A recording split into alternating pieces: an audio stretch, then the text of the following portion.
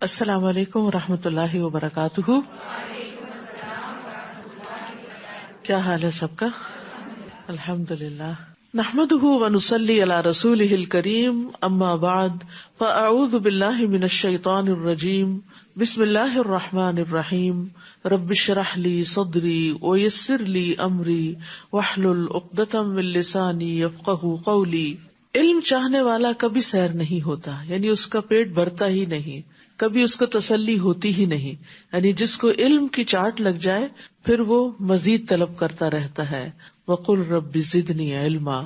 نبی صلی اللہ علیہ وسلم نے فرمایا، دو لوگ کبھی سیر نہیں ہوتے، علم کا سیکھنے والا اور دنیا کا چاہنے والا. تو اب ہمیں یہ دیکھنا چاہیے کہ ہم ان دونوں میں سے کون ہیں. یعنی کیا ہماری خواہش علم حاصل کرنے کی زیادہ ہے، اس میں ہمیں زیادہ مزہ آتا ہے، اس کے لیے ہم محنت زیادہ کرتے ہیں، اس کے لیے اپنا مال لگاتے ہیں، اپنا وقت لگاتے ہیں، یا پھر صرف دنیا کا مال اکٹھا کرنے میں. علم جذب کرنے والوں کی ایک خوبصورت مثال دی گئی. ابو موسیٰ نبی صلی اللہ علیہ وسلم سے بیان کرتے ہیں کہ آپ صلی اللہ علیہ وسلم نے فرمایا، اللہ نے مجھے جو ہدایت اور علم دے کر بھیجا ہے اس کی مثال تیز بارش کی سی ہے جو زمین پر برسے. صاف اور عمدہ زمین تو پانی کو جذب کر لیتی ہے اور بہت سا گھاس اور سبزہ اگاتی ہے، جبکہ سخت زمین پانی کو روک لیتی ہے. پھر اللہ اس سے لوگوں کو فائدہ پہنچاتا ہے، لوگ خود بھی پیتے ہیں اور جانوروں کو بھی سیراب کرتے ہیں اور اس کے ذریعے کھیتی باڑی بھی کرتے ہیں. کچھ بارش ایسے حصے پر پڑی جو صاف اور چٹیل میدان تھا، وہ نہ تو پانی کو روکتا ہے نہ سبزہ اگاتا ہے. بس یہی مثال اس شخص کی ہے جس نے اللہ کے دین میں سمجھ حاصل کی اور جو علم دے کر اللہ نے مجھے مبعوث کیا ان سے اسے فائدہ ہوا. یعنی اس نے خود سیکھا اور دوسروں کو سکھایا. اور یہی اس شخص کی مثال ہے جس نے سر تک نہ اٹھایا اور اللہ کی ہدایت کو قبول نہ کیا جو میں دے کر بھیجا گیا ہوں. یعنی یا تو اس نرم زمین کی طرح بن جائیں جو پانی کو اپنے اندر جذب کر کے گھاس چارہ اگاتی ہے اور لوگوں کے لیے خوبصورتی کا باعث بھی بنتی ہے اور فائدے کا باعث ہوتی ہے، جو کچھ وہ اگاتی ہے اس سے لوگ فائدہ اٹھاتے. یا یہ کہ اس چٹیل میدان کی طرح کہ جو پانی کو روک لیتا ہے کہ انسان اور جانور اس سے پیتے ہیں، فائدہ اٹھاتے ہیں. اگرچہ وہ زمین خود زیادہ فائدہ نہیں اٹھاتی لیکن دوسروں کو فائدہ دینے والی بن جاتی. لیکن وہ زمین جس پہ پانی پڑے اور وہ بہہ ہی جائے، نہ وہ خود فائدہ اٹھائے نہ کسی اور کو دے، تو وہ زمین ناپسندیدہ ہے. تو ہمیں دیکھنا چاہیے کہ ہم ان میں سے کس جگہ پر بیٹھتے ہیں. کیا ہم خود بھی فائدہ اٹھا رہے ہیں اور دوسروں کو بھی پہنچا رہے ہیں، یا صرف سیکھ کے دوسروں کو ہی سکھاتے ہیں اور خود کچھ بھی عمل نہیں کرتے، یا یہ کہ نہ خود سیکھتے ہیں اور نہ کسی اور کو سکھاتے ہیں. تو اللہ سبحانہ و تعالی ہمیں سب سے زیادہ نفع مند بنا دے. 20واں پارہ. اعوذ باللہ من الشیطان الرجیم. بسم اللہ الرحمن الرحیم. امن خلق السماوات والارض وانزل لكم من السماء ماء فانبتنا به حدائق ذات بهجة ما كان لكم ان تنبتوا شجرها أإله مع الله بل هم قوم يعدلون. امن خلق السماوات والارض وانزل لكم من السماء ماء فانبتنا به حدائق ذات بهجة ما كان لكم ان تنبتوا شجرها أإله مع الله بل هم قوم يعدلون.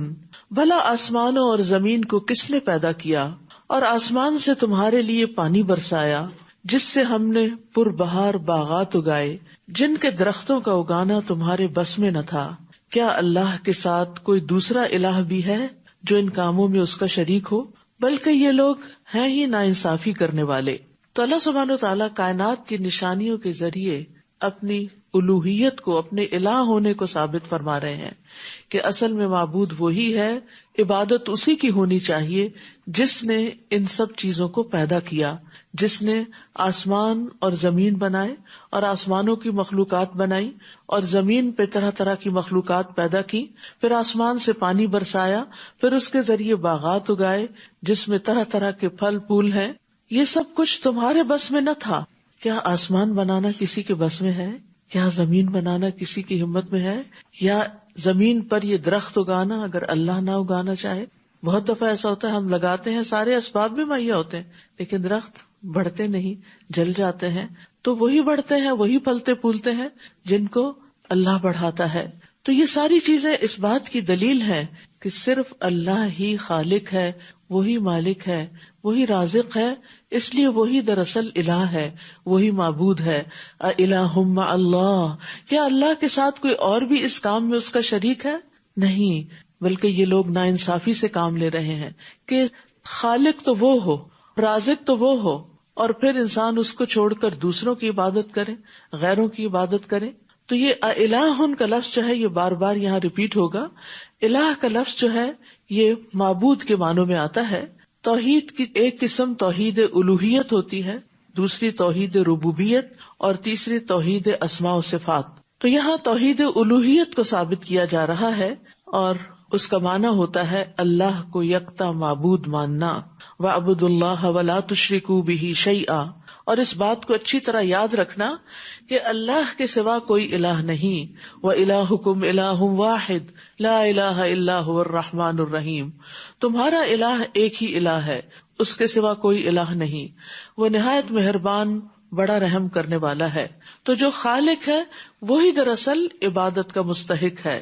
مشرکین مکہ اللہ کو خالق تو مانتے تھے، لیکن اللہ کے الہ ہونے میں شرک کرتے تھے، یعنی اوروں کو بھی اپنی عبادت میں شریک کرتے، ان کے نام کی نظر و نیاز چڑھاتے اور ان کے آگے سجدے کرتے اور ان سے دعائیں کرتے. تو اسی لیے رسول اللہ صلی اللہ علیہ وسلم نے آ کر سب سے پہلے اس بنیادی خرابی کو دور کیا کہ جب انسان کا یہ عقیدہ درست ہو جاتا ہے کہ میرا پیدا کرنے والا ایک اللہ ہے، تو پھر اس کی ساری توجہات اس کی طرف ہوتی ہیں، پھر اسی کی وہ بات مانتا ہے، اسی کی خاطر وہ زمین پہ چلتا پھرتا ہے اور جیتا ہے. تو اس لیے جب تک انسان کا عقیدہ درست نہ ہو، توحید انسان کے اندر راسخ نہ ہو، اس وقت تک اس کا اخلاق، اس کی عبادات، اس کے معاملات اور اس کا باقی طرز زندگی درست نہیں ہو سکتا. تو یہ وہ بنیادی بیج ہے جس پر اسلام کے درخت کی خوبصورتی کا انحصار ہے. تمام انبیاء کی بنیادی دعوت یہی رہی ہے، اور نبی صلی اللہ علیہ وسلم کی بنیادی دعوت بھی یہی تھی. اور ہم جب دین کی تعلیم دیں، تبلیغ کریں، تو لوگوں کے اندر سب سے پہلے اسی الوہیت کے سبق کو پکا کریں کہ سچے دل سے اللہ کو اپنا الہ مانے، کیونکہ اسی کی وجہ سے انسان آخرت میں نجات پائے گا.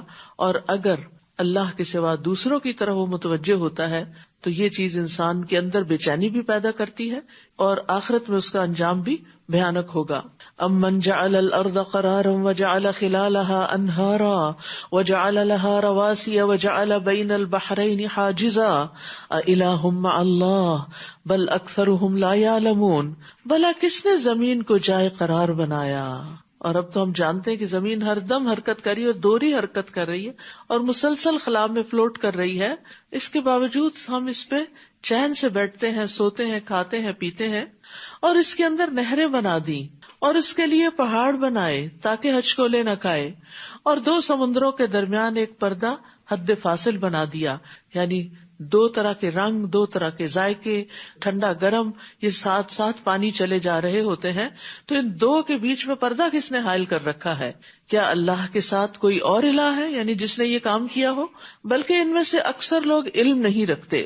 امن یجیب المضطر اذا دعاہ ویکشف السوء، بھلا کون ہے جو لاچار کی فریاد رسی کرتا ہے جب وہ اسے پکارتا ہے اور اس کی تکلیف کو دور کر دیتا ہے؟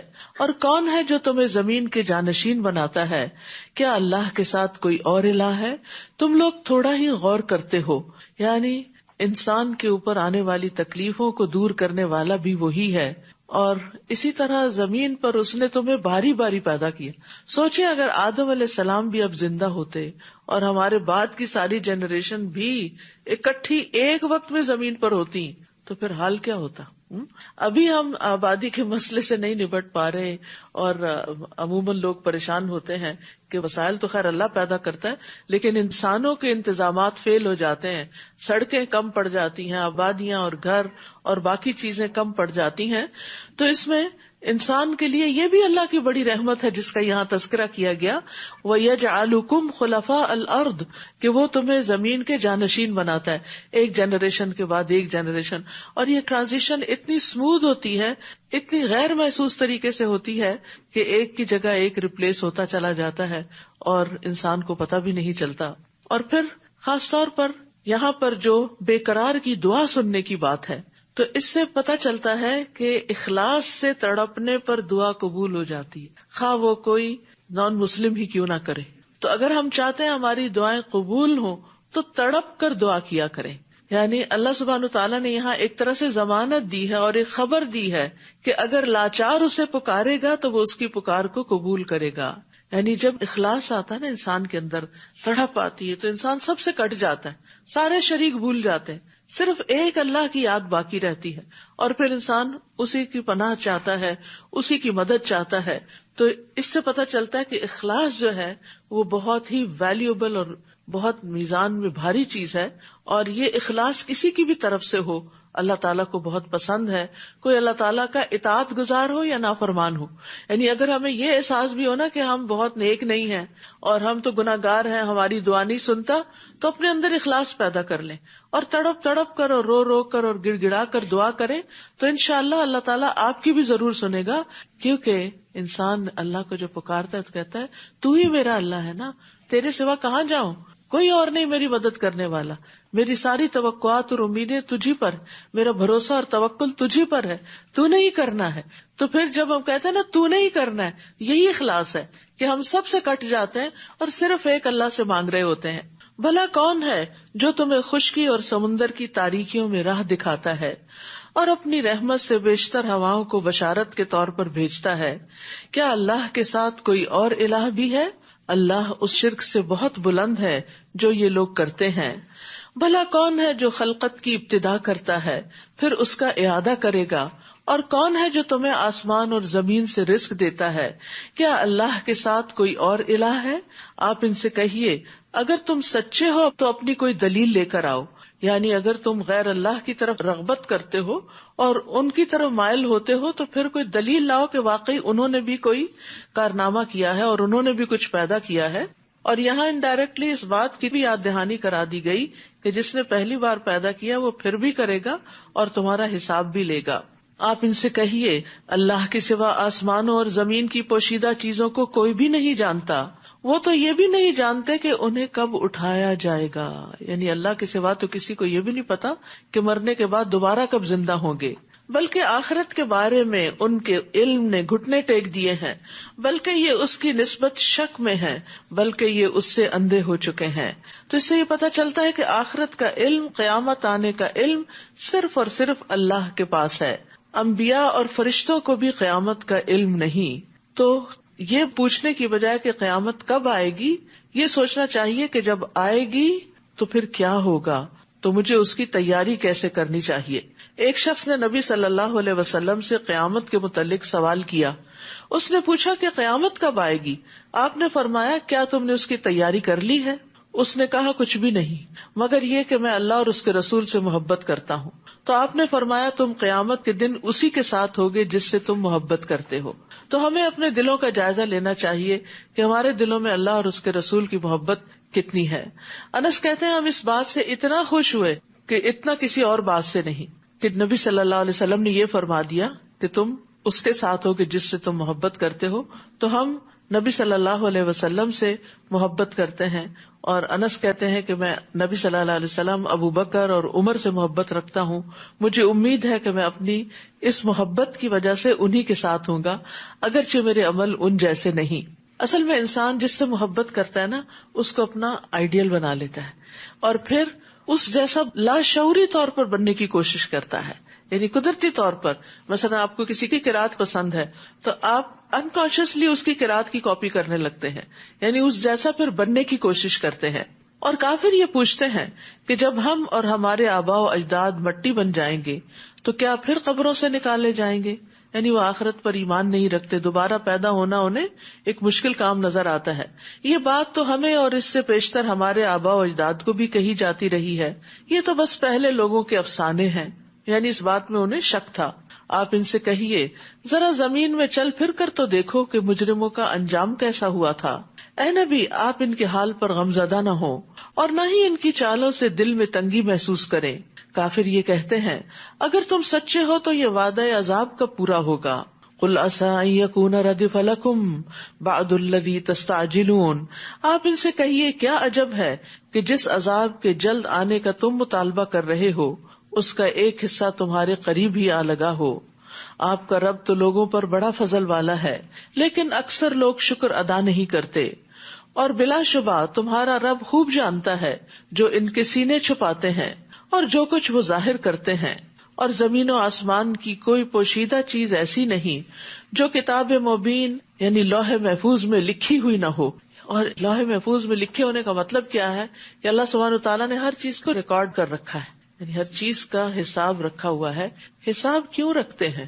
یعنی آپ دو طرح کا معاملہ کرتے ہیں نا، ایک حساب کو آپ لکھ کے رکھتے ہیں اور ایک حساب کو آپ چھوڑ دیتے ہیں. کس کو لکھ کے رکھتے ہیں؟ جس کو فالو اپ کرنا ہو. تو سب کچھ جو لکھا ہوا ہے اس کا مطلب یہ ہے کہ ان سب چیزوں کا دوبارہ اٹھا کے بندوں کا حساب ہونا ہے اور پھر وہ کتاب حق کے ساتھ گواہی بھی دے گی. بلا شبہ قرآن بنی اسرائیل پر اکثر وہ باتیں بیان کرتا ہے جن میں وہ اختلاف رکھتے ہیں اور یہ مومنوں کے لیے ہدایت اور رحمت ہے. سبحان اللہ، اس کتاب کی تعریف ہے یہ. وَإِنَّهُ لَهُدًى وَرَحْمَةٌ لِّلْمُؤْمِنِينَ. اب یہاں پر مومنین کے لیے کیوں ہدایت ہے اور مومنوں کے لیے کیوں رحمت ہے؟ مومنوں کو کیوں خاص کیا گیا ہے؟ اس لیے کہ اس کی ہدایت سے اور رحمت سے مومن ہی فائدہ اٹھاتے ہیں، ورنہ یہ کتاب تو سارے جہان والوں کے لیے آئی ہے. تو جو اس پر ایمان نہیں رکھتا وہ اس سے ہدایت بھی حاصل نہیں کرتا. تو اس پر ایمان کا تقاضا یہ ہے کہ ہم اس سے رہنمائی حاصل کریں. آپ کا رب اپنے حکم سے ان کے درمیان فیصلہ کر دے گا اور وہ زبردست اور سب کچھ جاننے والا ہے. فتوکل علی اللہ انک علی الحق المبین. آپ اللہ پر بھروسہ کیجئے، یقیناً آپ صریح حق پر ہیں. نہ تو آپ مردوں کو سنا سکتے ہیں اور نہ ایسے بہروں کو اپنی پکار سنا سکتے ہیں جو پیٹ پھیر کر بھاگے جا رہے ہوں. یہاں کس کو مردہ اور بہرا قرار دیا گیا ہے؟ جو حق بات سننے سے غافل ہے.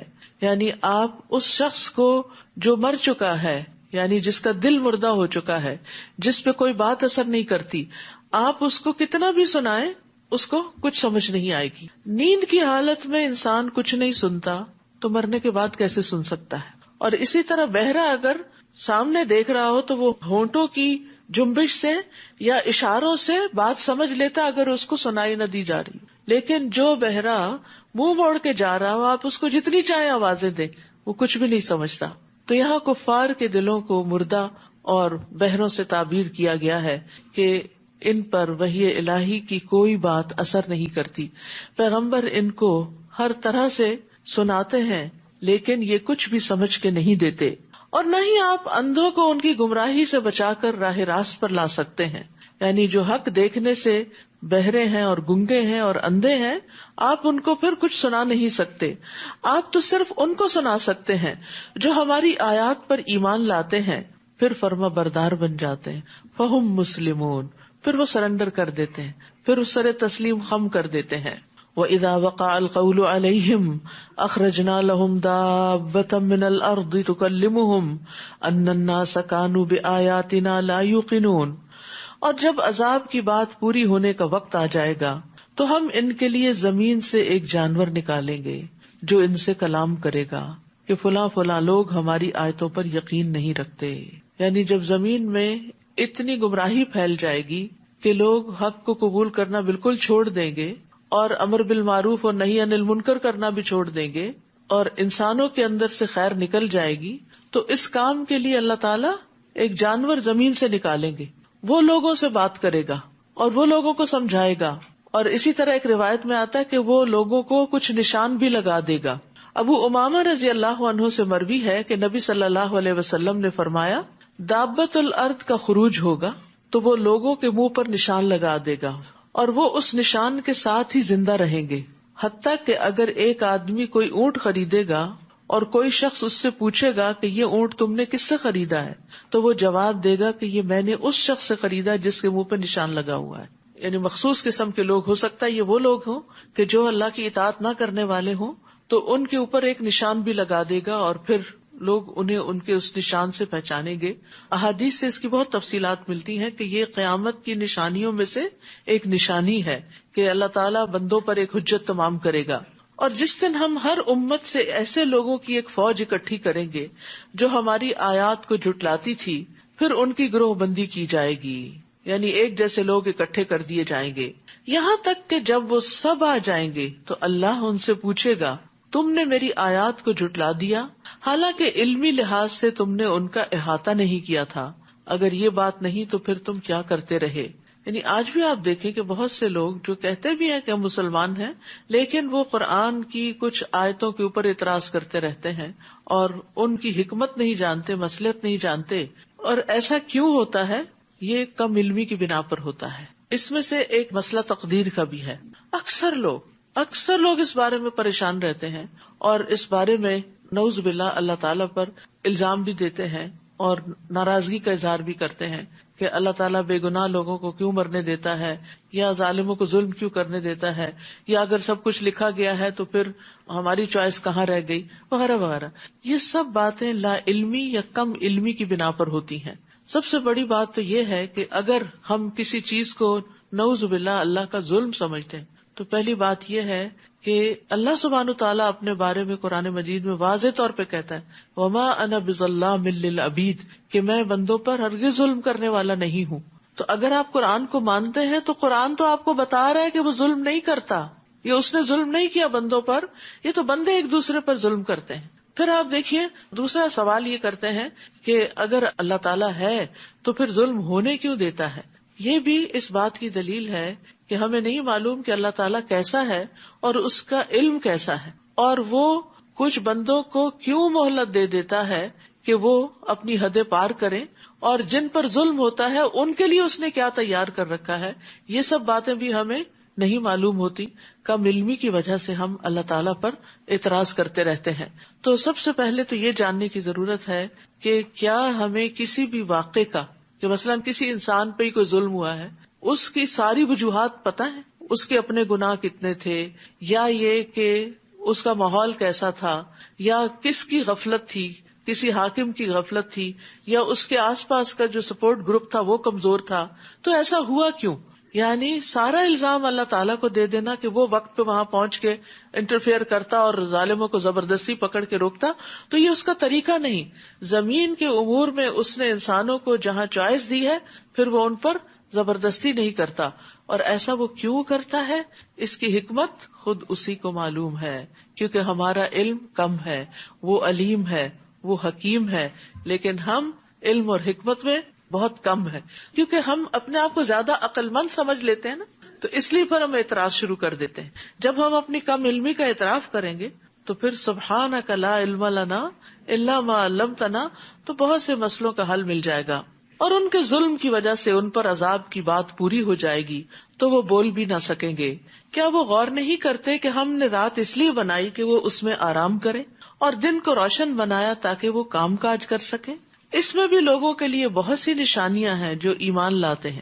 یعنی اگر لوگ غور و فکر کریں تو دن اور رات کے آنے جانے میں بھی بہت سے سبق ہیں. اور جس دن سور پھونکا جائے گا تو جو کوئی بھی آسمانوں یا زمین میں ہوگا سب گھبرا اٹھیں گے سوائے ان کے جنہیں اللہ اس سے بچانا چاہے گا، اور یہ سب حقیر بن کر اللہ کے حضور پیش ہو جائیں گے. اس کو نفخۃ الفزع کہتے ہیں، جس میں ایسا ہوگا کہ سب گھبرا جائیں گے. یعنی پہلی آواز پہ سب کے اندر ایک شدید خوف اور گھبراہٹ پیدا ہو جائے گی. پھر نفخۃ الصاعق ہے، وہ نفخہ وہ ہے کہ جس کے بعد سب ہلاک ہو جائیں گے، مر جائیں گے. اور پھر نفخۃ البعث ہوگا کہ جس کے بعد سب دوبارہ جی اٹھیں گے. اس دن تو سمجھے گا کہ پہاڑ اپنی جگہ پر جمے ہوئے ہیں، حالانکہ وہ بادل کی سی چال چل رہے ہوں گے. یہ اللہ کی قدرت کا کرشمہ ہوگا جس نے ہر چیز کو مضبوط بنایا. بلا شبہ تم جو کام کر رہے ہو وہ اس سے خبردار ہے. من جاء بالحسنۃ فلہ خیر منها وهم من فزع یومئذ آمنون. جو شخص اس دن بھلائی لے کر آئے گا اسے اس سے بہتر بدلہ ملے گا، اور ایسے ہی لوگ اس دن گھبراہٹ سے امن میں ہوں گے. یہ پیچھے آیا نا کہ جس کو اللہ چاہے اس گھبراہٹ سے بچا لے گا. تو یہ کون ہوں گے؟ جو نیک کام کر کے آئیں گے. اور یہ یاد رکھیے کہ اللہ کا ثواب بندے کے عمل سے کہیں زیادہ ہے. یعنی نیکی کرنے کا فائدہ کیا ہے کہ اس سے بہتر بدلہ ملے گا، پلس یہ کہ اس دن کی گھبراہٹ سے امن میں ہوں گے.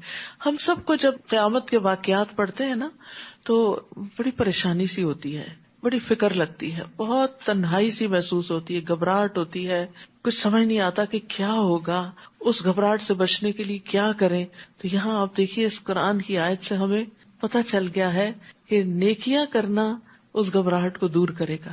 جب اپنے بھی ساتھ چھوڑ جائیں گے، دوست، رشتے دار، اولاد، والدین، کوئی بھی نہیں پوچھے گا، تو انسان کے ساتھ اس کا اپنا ہی عمل ہوگا. تو اس لیے ہم سب کو اچھے اعمال کی فکر کرنی چاہیے اور اس میں آگے سے آگے بڑھتے جانا چاہیے. جو آج کر رہے ہیں اتنا ہی کافی نہیں سمجھنا چاہیے، اس سے بھی بہتر طور پر نیک کام کرنے کی فکر کرنی چاہیے. تو بندے کے عمل، قول اور اس کے ذکر سے، یعنی جو نیک اعمال ہیں، اللہ کا ثواب بہتر ہے. یعنی صرف برابر نہیں دیا جائے گا، بہتر اور زیادہ دیا جائے گا. اسی طرح اللہ کی رضا جو ہے وہ بندے کے عمل سے کہیں زیادہ ہے. اور یہ بھی پتہ چلتا ہے کہ اللہ تعالیٰ بندے کا ثواب کئی گنا بڑھا دے گا. ایک نیکی کے بدلے 10 نیکیاں تو لازمن ہیں ہی، لیکن اس سے بھی زیادہ ان کو بڑھا دے گا جتنا زیادہ اخلاص ہوگا، جتنا زیادہ کام اللہ ہی کے لیے ہوگا. اور پھر آپ دیکھیے کہ اللہ تعالیٰ کا یہ کتنا فضل و کرم ہے کہ ہم تھوڑی دیر کام کرتے ہیں. فرشتے ہیں دن رات تسبیح کر رہے ہیں، تھکتے ہی نہیں، دم لیتے ہی نہیں، لیکن ان کو اس کا کوئی اجر نہیں ہے. وہ پوری زندگی بھی تسبیح کرتے رہے تو ان کی ایک نیکی بھی نہیں لکھی جاتی. لیکن ہم انسان ایک دفعہ سبحان اللہ کہے، ایک دفعہ الحمدللہ کہے، میزان بھر جاتا ہے. کتنا احسان ہے اللہ کا ہم پر. پھر بھی اگر ہم اس کے ذکر کی طرف نہ آئیں، اس کے شکر کی طرف نہ آئیں اور اس کی عبادت نہ کریں تو پھر خود ہی خسارے میں ہیں. تو ہر نیکی کا کئی گنا زیادہ بدلہ ہوگا.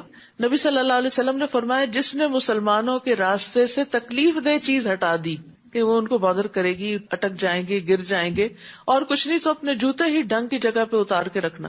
کیونکہ بعض لوگ جو دیر سے آتے ہیں غلط جگہ پارک کرتے ہیں، غلط جگہ جوتے اتار کے اندر آ جاتے ہیں، اور کوئی جلدی سے بعد میں آتا ہے انہیں جوتوں سے لگ کے گر جاتا ہے. تو جس نے مسلمانوں کے راستے سے تکلیف دہ چیز ہٹائی اللہ اس کے لیے ایک نیکی لکھے گا، اور جس کے لیے اللہ نیکی لکھ دیتا ہے اس کی وجہ سے جنت میں داخل کرتا ہے. تو ہمیں نہیں پتا کہ ہماری کون سی نیکی جس کو ہم نے بس ایسے ہی عادتاً بس جلدی سے کر دیا وہی ہمارے جنت میں داخلے کا سبب بن جائے. کیونکہ بہت سے جو نیک کام کر کے ہمارے دماغ میں خلل آ جاتا ہے نا کہ اب ہم بہت کچھ کر رہے ہیں یا ہم نیک ہو چکے ہیں، تو ہو سکتا ہے وہ اللہ کو اتنے پسند ہی نہ آئے، اور وہ پسند آ جائے کہ جس میں ذرا بھی ریاکاری نہ ہو، جس میں ذرا بھی دکھاوا نہ ہو. تو اس لیے لا تحتقرن من المعروف شیئا ولو ان تلقى اخاك بوجه طلق، کہ نیکی کے کسی چھوٹے سے کام کو بھی حقیر نہ سمجھو، خواہ وہ تمہارا اپنے بھائی کو مسکرا کے پیش آنا ہی کیوں نہ ہو. یا آپ کسی سے سلام لے رہے ہیں، کسی سے بات کر رہے ہیں تو اچھے سے بات کریں، خوشی سے، خوش اخلاقی سے. تو یہ چیز بھی انسان کے درجات کو بلند کرنے والی ہے. وَمَنْ جَاءَ بِالسَّيِّئَةِ فَكُبَّتْ وُجُوهُهُمْ فِي النَّارِ، اور جو برائی لے کر آئے گا تو ایسے لوگ اوندے منہ جہنم میں پھینک دیے جائیں گے، اور کہا جائے گا تمہیں اتنا ہی بدلہ ملے گا جو تم کام کرتے رہے ہو. یعنی صرف ایک برائی کے بدلے میں ایک برائی، پھر بھی اگر کسی کا برائیوں کا پلڑا بھاری ہو گیا تو پھر وہ خسارے میں ہی ہے. اے نبی کہہ دیجئے مجھے تو یہی حکم ہوا ہے کہ میں اس شہر یعنی شہر مکہ کے مالک حقیقی کی اطاعت کروں جس نے اسے احترام بخشا اور جو ہر چیز کا مالک ہے، اور مجھے حکم دیا گیا ہے کہ میں فرما بردار بن کر رہوں، مسلم بن کر رہوں، اور یہ کہ قرآن پڑھ کر سناؤں. اب جو شخص راہ راست پر آتا ہے تو وہ اپنے ہی فائدے کے لیے آتا ہے، اور جو گمراہ ہوا تو اس سے آپ کہہ دیجئے کہ میں تو صرف ایک ڈرانے والا ہوں. تو ایک معنی تو یہ ہے کہ نبی صلی اللہ علیہ وسلم سے کہا جا رہا ہے کہ آپ لوگوں کو قرآن پڑھ کر سنائیں. اتلو القرآن، یعنی قرآن ریڈنگ کی چیز بھی ہے لیکن پڑھ کے سنانے کی بھی ہے، کیونکہ سن کے جو باتیں سمجھ میں آتی ہیں بعض اوقات صرف ریڈنگ سے نہیں آتی. آپ نے غور کیا ہوگا کہ آپ روز کی اپنی تلاوت کرتے ہیں اور رات کو امام کے پیچھے بھی سنتے ہیں، تو جو امام کے پیچھے سنتے ہیں وہ زیادہ دل پہ اثر کرتا ہے، زیادہ غور و فکر اس میں ہوتا ہے بنسبت اس کے کہ جو آپ خود سے تلاوت کر رہے ہوتے ہیں. پھر اسی طرح اس کا ایک معنی یہ بھی کیا گیا ہے کہ میں قرآن کو مسلسل پڑھتا رہوں، یعنی میں لوگوں کو اس کی طرف بار بار دعوت دے کر اور اس کی طرف بار بار رہنمائی کرنے کے طریقے سے قرآن کو ہمیشہ پڑھ کر سناتا رہوں، کیونکہ یہی بھلائی کے راستے کی طرف رہنمائی کرنے کے لیے کافی ہے. اور مسلسل پڑھنے میں یہ بھی معنی آتا ہے کہ ہمیشہ پڑھتا رہوں کہ اس میں چھپے ہوئے کئی گنا عمدہ حقائق تھوڑے تھوڑے کر کے میرے لیے کھل کے سامنے آ جائیں. یہ یاد رکھیے، ایک دفعہ پڑھنے سے قرآن پورا سمجھ میں نہیں آتا، اس کو بار بار پڑھنے کی ضرورت ہوتی ہے. اتلو القرآن میں یہ معنی بھی پایا جاتا ہے کہ اس کو مسلسل بار بار پڑھتا رہوں. رمضان میں بھی پڑھوں، رمضان کے بعد بھی پڑھوں، اور ہر رمضان یہ تو اپنے ساتھ باندھ ہی لینا چاہیے کہ ایک دفعہ کم از کم ضرور پورے قرآن سے سمجھ کے گزرو. تازہ ہو جاتا ہے، تو کئی نئی باتیں سمجھ میں آتی ہیں جو اس سے پہلے ہم نے یا تو پڑھ رکھی ہوتی یا نہیں بھی پڑھ رکھی ہوتی، یاد ہی نہیں ہوتی، بالکل دل سے اتری بھی ہوتی. اور پھر ایک دم جیسے بہار آتی نا، آج کل آپ دیکھ رہے ہیں آس پاس کتنی خوبصورتی پھیلتی چلی جا رہی ہے، تو اسی طرح رمضان بھی نیکیوں کا موسم بہار ہے. اور یہ بہار اپنے جوبن پہ پہنچتی ہے جب انسان قرآن سے تعلق قائم کرتا ہے، اور وہ بھی سمجھ کے جب اس کو پڑھتا یا سنتا ہے. وَقُلِ الْحَمْدُ لِلَّهِ، نیز کہہ دیجئے کہ سب تعریف اللہ کے لیے ہے. وہ ان قریب تمہیں اپنی ایسی نشانیاں دکھائے گا جنہیں تم پہچان لوگے، اور جو کچھ تم کر رہے ہو اس سے آپ کا رب بے خبر نہیں. سورۃ القصص. بسم اللہ الرحمن الرحیم. طاسیم تلک آیات الکتاب المبین. طاسیم، یہ واضح کتاب یعنی قرآن کی آیات ہیں. ہم آپ کو موسیٰ اور فرعون کے بالکل سچے حالات پڑھ کر سناتے ہیں. نتلو، پڑھ کے سناتے ہیں، ان لوگوں کے فائدے کے لیے جو ایمان لاتے ہیں. فرعون نے ملک مصر میں سرکشی اختیار کر رکھی تھی اور اپنی رعیت کو کئی گروہ بنا دیا تھا، اور ان میں سے ایک گروہ بنی اسرائیل کو بہت کمزور بنا رکھا تھا. یعنی ایک گروہ جو بنی اسرائیل کا تھا اس کو بہت ہی کمزور کر رکھا تھا. وہ اس گروہ کے لڑکوں کو تو قتل کر دیتا مگر لڑکیوں کو زندہ رہنے دیتا. بلا شبہ وہ معاشرے میں بگاڑ پیدا کرنے والوں میں سے تھا. یعنی جو لیڈر یہ کام کرتے ہیں وہ دراصل زمین پر فساد کرتے ہیں، جن کے یہ ٹریٹس ہوتے ہیں جو فرعون کے تھے. سورۃ القصص جو ہے، اس میں موسیٰ علیہ السلام کا قصہ بہت تفصیل سے بیان ہوا ہے. کس پس منظر میں موسیٰ علیہ السلام آئے، ان کی پیدائش کے فوراً بعد پیش آنے والے حالات، اور پھر اس کے بعد ان کی جوانی کیسے گزری، اور پھر شادی کیسے ہوئی، اور پھر اس کے بعد یہ کہ واپس کس طرح آئے اور بنی اسرائیل کو آزاد کرایا.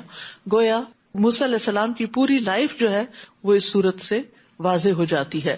تو یہاں پر ہم دیکھتے ہیں کہ فرعون نے ملک کے اندر تفرقہ بازی کا بازار گرم کر رکھا تھا، اور اس سے مقصد کیا تھا کہ لوگ آپس میں لڑتے رہیں تاکہ وہ ان پہ حکومت کرتا رہے. جسے کہتے ہیں نا ڈیوائڈ اینڈ رول، کہ آپ لوگوں کو آپس میں گتھم گتھا ہونے دیں اور آپ ان کے اوپر مسلط ہوئے رہیں. ان کو یہ توجہ ہی نہ ہو کہ ہمارا حاکم ہمارے ساتھ کیا کر رہا ہے. اور موسیٰ علیہ السلام ان حالات میں پیدا ہوئے کہ جب بنی اسرائیل بہت کمزور تھے، اتنے کمزور کہ فرعون نے کہا جاتا ہے کہ خواب دیکھا تھا جس میں اس نے دیکھا کہ بنی اسرائیل کا ایک بچہ بڑے ہو کر اس کی حکومت ختم کر دے گا، اس کو مار ڈالے گا. تو اس بنا پر اس نے بنی اسرائیل کے بچوں کا یعنی لڑکوں کا قتل عام شروع کر دیا. پھر کچھ عرصے بعد احساس ہوا کہ اگر ہم اسی طرح ان کو قتل کرتے رہے تو ہماری خدمت کون کرے گا، کیونکہ بنی اسرائیل ہی سے تو سارے کام کروائے جا رہے تھے. تو انہوں نے پھر یہ طے کیا کہ 1 سال پیدا ہونے والے بچوں کو ہم زندہ چھوڑ دیں گے اور 1 سال پیدا ہونے والوں کو مار دیں گے. تو جس سال ہارون علیہ السلام پیدا ہوئے وہ سال وہ تھا کہ جب بچے نہیں قتل کیے جا رہے تھے، اور جس سال موسیٰ علیہ السلام پیدا ہوئے اس میں بچوں کو قتل کیا جا رہا تھا. تو اللہ تعالیٰ نے ان کی حفاظت کے لیے پھر کیا طریقہ اختیار کیا، آگے اس کی تفصیلات آئیں گی. اور ہم یہ چاہتے تھے کہ جس گروہ کو اس ملک میں کمزور بنایا گیا ہے اس پر احسان کریں اور انہیں امام بنا دیں اور اس ملک کے وارث بنائیں اور انہیں اس ملک میں اقتدار بخشیں، اور فرعون اور حامان اور ان کے لشکروں کو وہی کچھ دکھا دیں جس کا انہیں بنی اسرائیل سے خطرہ تھا. تو اس کے لیے اللہ تعالیٰ نے ایک تدبیر کی. وہ تدبیر کیا تھی؟ ہم نے موسیٰ کی والدہ کی طرف الہام کیا. الہام کہتے ہیں خفیہ اشارہ. ہو سکتا ہے کہ فرشتہ نظر آیا اور ہو سکتا ہے کہ دل میں بات ڈالی گئی ہو کہ اس بچے موسیٰ کو دودھ پلاتی رہو، پھر جب تجھے اس کے قتل کا خطرہ ہو تو اسے دریا میں ڈال دینا، اور کچھ خوف نہ رکھنا اور نہ غم کھانا. یعنی ماں کے لیے نومولود بچہ بہت ہی پیارا ہوتا ہے. بڑی بچے بھی پیارے ہوتے ہیں، لیکن جو بچہ چھوٹا ہوتا ہے نا، ابھی جو معصوم ہوتا ہے، اللہ تعالیٰ اس کی محبت اور زیادہ دل میں ڈال دیتا ہے. اور موسیٰ علیہ السلام کے اوپر تو اللہ نے ویسے ہی بڑی محبت ڈال دی تھی. وَأَلْقَيْتُ عَلَيْكَ مَحَبَّةً مِّنِّي، اللہ نے خاص محبت ڈالی تھی ان کے لیے لوگوں کے دلوں میں کہ جو ان کو دیکھتا تھا ان سے محبت کرنے لگتا تھا. تو بہرحال اللہ سبحانہ تعالیٰ موسیٰ علیہ السلام کی والدہ کو تسلی دے رہے ہیں کہ غم نہیں کھانا، سب ٹھیک ہو جائے گا، ہم اس بچے کو تیری طرف ہی لوٹا دیں گے اور اسے اپنا رسول بنا دیں گے، وعدہ ہو رہا ہے. اور آگے ہم قصے میں دیکھیں گے کہ اللہ تعالیٰ نے اپنے وعدے پورے کیے.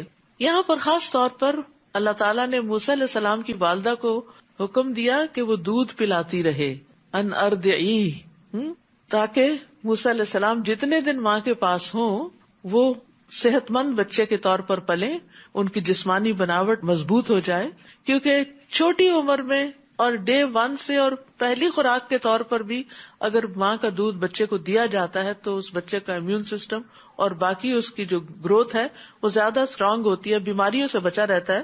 تو یہاں خاص طور پر اس بات کی تلقین کی گئی، ورنہ اس کو اگنور بھی کیا جا سکتا تھا. یہ نہیں کہا گیا نہلاتی دلاتی رہنا، اس کو پیار کرنا، نہیں، یہ تو نیچرل باتیں ہیں. دودھ بھی ماں خود ہی پلاتی ہے، لیکن تاکیداً دودھ پلوایا گیا. اور آپ کو معلوم ہے نا کہ پھر موسیٰ علیہ السلام کتنے اسٹرانگ تھے کہ وہ مدین میں جا کر ایک پتھر جس کو اٹھایا تھا، جس کو 10 لوگ اٹھاتے ہیں، تو اس بچی نے نوٹ کیا اور اپنے باپ سے کہا کہ قوی امین ہے. تو باپ نے پوچھا قوی کہاں سے، تمہیں کیسے پتا چلا کہ یہ قوی ہے؟ کہا میں نے دیکھا کہ وہ ایک پتھر کو اٹھا کے دوسری طرف رکھ رہا ہے جس کو 10 آدمی مل کے اٹھاتے ہیں. تو اس سے اندازہ لگائیں کہ اس ماں کے دودھ پیے ہوئے کا ان کی شخصیت پر کیسا اثر رہا. چنانچہ فرعون کے گھر والوں نے اس بچے کو اٹھا لیا. اب بچہ وہاں سے ان کے کنارے پہ جا پہنچا کہ وہ ان کے لیے دشمن اور رنج کا باعث بنے. بلا شبہ فرعون، حامان اور ان کے لشکر خطا کار لوگ تھے. اور فرعون کی بیوی فرعون سے کہنے لگی یہ بچہ تو میری اور تیری آنکھوں کی ٹھنڈک ہے. روایات میں آتا ہے اس نے کہا تھا تمہاری تو ہے میری نہیں. تو بیوی نے بہت اچھے طریقے سے بات کی. دیکھیے کہ اتنا مشکل کام کروا لیا اس نے کہ بنی اسرائیل کا بچہ جو ہے اس کو اپنا بچہ بنا لیا. اسے قتل نہ کرو کیونکہ اس پر قتل واجب تھا اس کے قانون کے مطابق. کیا عجیب ہے کہ یہ ہمارے لیے مفید ثابت ہو یا ہم اسے بیٹا ہی بنا لیں. اور وہ اس کے انجام سے بے خبر تھے. تو جہاں بہت سے لوگ بھی مفسد ہوں، پوری گورنمنٹ بھی کرپٹ ہو، وہاں ایک بھی عادل شخص ہو، ایک بھی سمجھدار ہو، مصلح ہو، تو قوم کو کچھ نہ کچھ فائدہ پہنچ جاتا ہے. یہاں فرعون اور اس کے درباری حامان اور قارون اور یہ سب جو تھے یہ بڑے ظالم لوگ تھے، لیکن فرعون کی بیوی آسیہ جو تھی، آسیہ علیہ السلام، وہ بڑی عادل اور منصف اور نیک مزاج خاتون تھی. تو ان کے مشورے اور ان کی کوشش سے موسیٰ علیہ السلام کو بچا لیا گیا. اور موسیٰ کی والدہ کا دل سخت بے قرار ہو گیا. بچہ جو اپنے سے جدا کیا تو برداشت نہیں کر پا رہی، اور اگر ہم اس کی ڈھارس نہ بندھاتے تو قریب تھا کہ وہ راز فاش کر دیتی. اور دوسرا فائدہ کیا تھا کہ وہ موسیٰ کو واپس اس کے پاس لوٹانے کے وعدے پر یقین کرنے والوں میں سے ہو جائے. یعنی اللہ تعالیٰ امتحان میں ڈال رہا تھا کہ اس کا یقین پختہ ہو. چنانچہ اس نے موسیٰ کی بہن سے کہا کہ اس بچے کے پیچھے پیچھے چلتی جاؤ. چنانچہ وہ آنکھیں بچا کر اسے دیکھتی رہی اور دوسروں کو اس کا پتہ نہ چل سکا. اور ہم نے پہلے سے ہی موسیٰ پر دائیوں کا دودھ حرام کر دیا تھا. اس وقت موسیٰ کی بہن نے کہا کیا میں تمہیں ایسے گھرانے کا پتہ بتاؤں جو تمہارے لیے اس بچے کی پرورش کرے اور اس بچے کے خیر خواہ بھی ہوں. چنانچہ اس طرح ہم نے موسیٰ کو اس کی والدہ ہی کی طرف لوٹا دیا تاکہ وہ اپنی آنکھ ٹھنڈی کرے اور غمزدہ نہ رہے اور یہ جان لے کہ اللہ کا وعدہ سچا ہے. لیکن اکثر لوگ یہ بات نہیں جانتے. کبھی اللہ تعالیٰ انسان کو ایسی چیز سے محروم کر دیتا ہے جس محرومی کو وہ برداشت نہیں کر پاتا. کیوں محروم کرتا ہے؟ تاکہ وہ آپ کو وہ عطا کرے جو اس سے بھی بہتر ہو. اور وہ جو تقدیر کے مسئلے سے ریلیٹ کرے نا اس کو، کہ ایک بچہ فوت ہو جاتا ہے، آپ کو نہیں پتا کہ وہ بچہ آپ کے لیے بڑا ہو کے کتنی مصیبت کا باعث بنے. اللہ کو پتا ہے، وہ زیادہ حکمت والا ہے، تو وہ لے لیتا ہے بچے کو اور پھر اس کے بدلے میں وہ اور دے دیتا ہے. تو کبھی ایک چیز اس لیے لیتا ہے تاکہ بہتر چیز عطا کرے. اور پھر وَلِتَعْلَمَ أَنَّ وَعْدَ اللَّهِ حَقٌّ، جس طرح اللہ نے موسیٰ کو ماں کی طرف لوٹا دیا. تفصیلات آتی ہیں جس کے اندر جانے کی ضرورت نہیں. جب موسیٰ علیہ السلام نے کسی کے بھی دودھ پینے سے انکار کیا، پھر ایسی دودھ پلانے والی خاتون تلاش کی گئی جو موسیٰ علیہ السلام کی والدہ ہی نکلی. اور پھر ان سے انہوں نے کہا فرعونیوں نے کہ تم محل میں شفٹ ہو جاؤ. اس نے کہا کہ نہیں، میرا تو اپنا گھر ہے، بچے ہیں، شوہر ہے، میں یہاں نہیں آ سکتی، بچہ مجھے دے دے، میں پال کے آپ کو دے دوں گی. اس طرح موسیٰ علیہ السلام دوبارہ اپنی ماں کی طرف ہی لوٹ گئے اور ماں نے ان کو اپنے خاص طریقے پر اپنے دین کے مطابق پالا اور ان کی خاص تربیت کی. وَلَمَّا بَلَغَ أَشُدَّهُ وَاسْتَوَىٰ آتَيْنَاهُ حُكْمًا وَعِلْمًا وَكَذَٰلِكَ نَجْزِي الْمُحْسِنِينَ.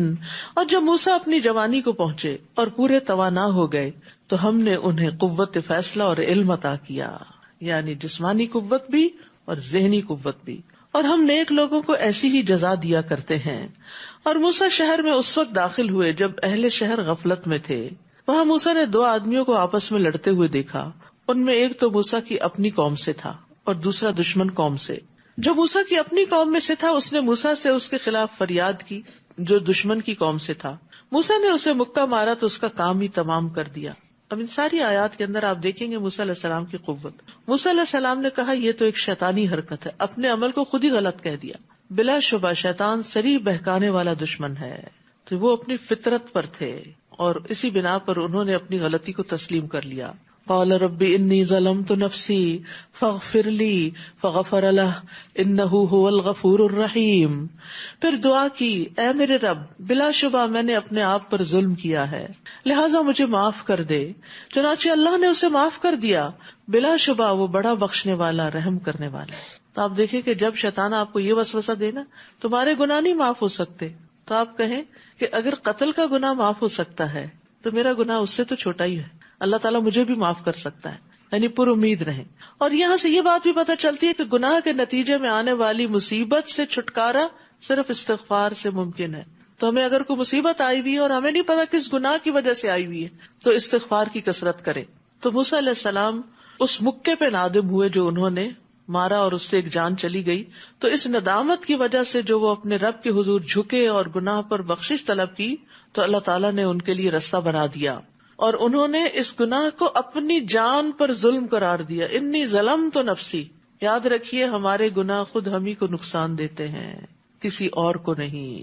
نبی صلی اللہ علیہ وسلم معصوم ہونے کے باوجود، گناہوں سے پاک ہونے کے باوجود دن میں 70 سے زیادہ مرتبہ استغفار کرتے تھے اور توبہ کرتے تھے، اور آپ کی اکثر دعا یہ ہوتی تھی، اللہم اغفر لی ما اخطأت وما تعمدت وما اسررت وما اعلنت وما جہلت وما تعمدت۔ اے اللہ میرے ان گناہوں کو معاف فرما جو میں نے غلطی سے کیے، اور جو میں نے جان بوجھ کر کیے، اور جو میں نے چھپ کر کیے، اور جو میں نے علانیہ طور پر کیے، نادانی میں کیے یا جانتے بوجھتے کیے۔ اسی طرح نماز میں بھی گناہوں سے بخشش کی دعا کرنی چاہیے۔ جب اتحیات آپ پڑھتے نا تو آخر میں آ کر اللہم انی ظلمت نفسی ظلما کثیرا، پھر یہ عہد کیا کہ اے میرے رب تو نے مجھ پر جو انعام کیا ہے یعنی معاف کر کے، میں کبھی مجرموں کا مددگار نہیں بنوں گا۔ یہ ہے شکر ادا کرنا کہ آئندہ سے ایسی کوئی غلطی نہیں ہوگی۔ پھر دوسرے دن صبح سویرے ڈرتے ڈرتے اور خطرے کو بھانپتے ہوئے شہر میں داخل ہوئے تو کیا دیکھتے ہیں کہ وہی شخص جس نے کل ان سے مدد مانگی تھی آج پھر ان سے فریاد کر رہا ہے۔ موسیٰ نے جواب دیا، تو صریح گمراہ شخص ہے، یعنی تو وہی ہے جس نے کل مجھے بہکایا تھا، آج پھر وہی کر رہے ہو۔ پھر جب موسیٰ نے ارادہ کیا کہ اس شخص کو پکڑ لیں جو ان لوگوں کا دشمن تھا تو وہ پکار اٹھا، موسیٰ کیا تم مجھے بھی مار ڈالنا چاہتے ہو جیسے کل تم نے ایک آدمی کو مار ڈالا تھا؟ تم تو ملک میں جبار بن کر رہنا چاہتے ہو، اصلاح نہیں کرنا چاہتے۔ اور اس واقعے کے بعد ایک شخص شہر کے پرلے کنارے سے دوڑتا ہوا آیا، کیونکہ اب موسیٰ علیہ السلام کے قتل کی خبر عام ہو چکی تھی۔ کہنے لگا، موسیٰ اہل دربار تیرے متعلق مشورہ کر رہے ہیں کہ تمہیں قتل کر ڈالیں، لہٰذا یہاں سے نکل جاؤ، میں یقیناً تمہارا خیر خواہ ہوں۔ پہلی دفعہ موسیٰ کو قتل کرنے کا خطرہ ان کی پیدائش کے سال کی وجہ سے تھا، دوسری دفعہ پھر وہی زندگی میں مشکل آ گئی۔ بعض اوقات ایسا بھی ہوتا ہے تو انسان سوچتا ہے یہ بار بار میرے ساتھ ہی ایسا کیوں ہوتا ہے؟ اللہ کے نبیوں کے ساتھ اس طرح کے بڑے بڑے امتحان آئے ہیں تو ہم کیا چیز ہیں؟ چنانچہ موسیٰ ڈرتے ڈرتے اور ہر طرف سے خطرے کو بھانپتے ہوئے نکلے، یعنی احتیاطی تدابیر بھی اختیار کی اور دعا بھی کی۔ قال رب نجنی من القوم الظالمین، اے میرے رب مجھے ان ظالم لوگوں سے بچا لے۔ پھر جب انہوں نے مدین کی طرف رخ کیا تو کہنے لگے، امید ہے میرا رب مجھے ٹھیک راستے میں ڈال دے گا۔ آپ دیکھ رہے ہیں یہاں ہر مرحلے پر موسیٰ علیہ السلام دعا کر رہے ہیں، ہر موقع پر اللہ کے ساتھ اپنا کنیکشن مضبوط کر رہے ہیں کہ مجھے امید ہے میرا رب مجھے سیدھا راستہ دکھائے گا۔ تو انسان راستے کی رہنمائی میں بھی اللہ کا محتاج ہے۔ جب کبھی راستہ بھول جائے نا، اور آپ کا GPS بھی راستہ بھول جائے، تو پھر یہ دعا ضرور پڑھیں، عسیٰ ربی ان یہدینی سواء السبیل۔ سواء السبیل کا مطلب یہ بھی ہے کہ اللہ تعالیٰ مجھے ایسے راستے پہ چلا کہ جو کسی مشقت کے بغیر ہے، بالکل ہموار ہے، مقصد تک پہنچانے والا ہے۔ پھر جب وہ مدین کے کنویں پر پہنچے تو دیکھا کہ بہت سے لوگ اپنے جانوروں کو پانی پلا رہے ہیں، اور ان سے ہٹ کر ایک طرف دو عورتیں اپنی بکریوں کو روکے ہوئے کھڑی ہیں. موسیٰ نے ان سے پوچھا تمہارا کیا معاملہ ہے؟ وہ کہنے لگی ہم اس وقت تک پانی نہیں پلا سکتی جب تک یہ چرواہے پانی پلا کر واپس نہ چلے جائیں، اور ہمارا باپ بہت بوڑھا ہے. یعنی جچے تلے جامع الفاظ میں انہوں نے اپنا مدعا بیان کر دیا. چنانچہ موسیٰ نے ان عورتوں کی بکریوں کو پانی پلا دیا. بغیر کسی لالچ کے آگے بڑھ کر دوسرے کی خیر اور بھلائی کا کام کر دیا. پھر ایک سائیدار جگہ پر جا بیٹھے اور کہا ربی انی لما انزلت الی من خیر فقیر، اے میرے رب جو بھلائی بھی تو مجھ پر نازل کرے میں اس کا محتاج ہوں. پرفیکٹ ایگزامپل ہے اخلاص کے ساتھ لوگوں کی خدمت اور مدد اور صلہ صرف اللہ سے چاہنا، دعا اللہ سے کہ یا اللہ تجھ سے خیر کا محتاج ہوں. یہ نہیں کہا کہ دیکھو میں نے تمہارے ساتھ یہ بھلا کیا ہے میری بھی تم کچھ مدد کرو، کوئی توقع ہی نہیں رکھی اور ان کے کہنے کے بغیر ہی ان کی مدد کر دی. تو یاد رکھیے کہ اللہ کو یہ بات بڑی پسند ہے کہ ہم لوگوں سے توقعات نہ رکھیں، اپنے رب سے رکھیں. اور یہ بھی کہ ہم جب رب سے مانگیں تو اپنے فقیر ہونے کا اظہار کریں، عاجزی کا، اللہ میں فقیر ہوں، محتاج ہوں. پھر اللہ کے سامنے اپنے ہاتھ پھیلائیں، کیونکہ اللہ تعالیٰ کو اس بات سے شرم آتی ہے کہ کوئی بندہ اس کے آگے اپنے دونوں ہاتھ پھیلائے اور وہ ان میں کوئی خیر نہ ڈالے. پھر اسی طرح یہ ہے کہ جو مسلمان اپنا چہرہ اللہ عز و جل کے سامنے گاڑ کر کسی چیز کا سوال کرتا ہے اللہ اسے وہ چیز ضرور عطا کر دیتا ہے، خواہ جلدی عطا کرے یا اس کے لیے ذخیرہ کر کے رکھے. گاڑ کے کیسے؟ جیسے آپ سجدہ کرتے ہیں نا تو سجدے میں پڑھ کے بس جیسے میں نے سر نہیں اٹھانا جب تک میری دعا قبول نہ ہو جائے، اور اس میں آپ اپنے رب کو قریب ترین محسوس بھی کریں. تو اگر اس اعتبار سے دعا کریں گے تو دعا قبول ہوگی انشاءاللہ. تو اللہ سبحانہ وتعالیٰ نے موسیٰ علیہ السلام کو خیر عطا کر دی، انہیں علم اور حکمت عطا کیا تھا. پھر اللہ نے موسیٰ علیہ السلام کو قتل سے نجات دی. پھر یہ کہ ایک متکبر بادشاہ کے ہوتے ہوئے ان کی کامل تربیت کی، ان کے دین کی بھی حفاظت کی، اور جس جگہ پر جس محل میں ان کا آنا جانا تھا وہاں جو غلط نظریات اور عقائد تھے اور جو ماحول کی خرابی تھی اس سے بھی اللہ نے بچایا. اور پھر اللہ نے موسیٰ علیہ السلام کے ہاتھوں قوم کو چھٹکارا بھی دلایا. اور پھر موسیٰ علیہ السلام کو خوف خطرے کی حالت میں ایسے علاقے کی طرف رہنمائی کی جہاں ان کے لیے رہائش کا بھی بندوبست ہوا. اس دعا کے بعد شادی کا بھی ہوا، جاب بھی لگ گئی، سارے کام ہو گئے. اتنے میں ان دونوں عورتوں میں سے ایک عورت حیا کے ساتھ ان کے پاس چلتی ہوئی آئی اور کہنے لگی آپ نے ہماری بکریوں کو جو پانی پلایا ہے تو میرا باپ آپ کو بلاتا ہے تاکہ آپ کو اس کا صلہ دے. پھر جب موسیٰ اس شخص کے پاس آئے اور انہیں اپنا سارا حال سنایا تو اس نے کہا ڈرو نہیں، تم نے ان ظالموں سے نجات پا لی. یعنی یہ دوسرا علاقہ ہے، یہاں فرعون کی حکومت نہیں ہے. اور یہاں اللہ تعالیٰ خاص طور پر اس لڑکی کی حیا کا ذکر کرتے ہیں. تو گویا حیا ایسی صفت ہے جو اللہ تعالیٰ کو پسند ہے. حیا ایمان کا حصہ ہے، دونوں کو ایک دوسرے کے ساتھ اکٹھا کر دیا گیا. جب ایک اٹھتا ہے تو دوسرا بھی اٹھ جاتا ہے. رسول اللہ صلی اللہ علیہ وسلم نے فرمایا حیا ایمان کا حصہ ہے اور ایمان کا تعلق جنت سے ہے. ایک اور روایت میں آتا ہے حیا سراسر خیر ہے. آپ صلی اللہ علیہ وسلم پردہ نشین کنواری لڑکیوں سے بھی زیادہ حیادار تھے. تو یہ حیا ہمارے دین کا امتیازی نشان ہے. ان میں سے ایک بولی ابا جان اسے اجرت پر رکھ لیجئے.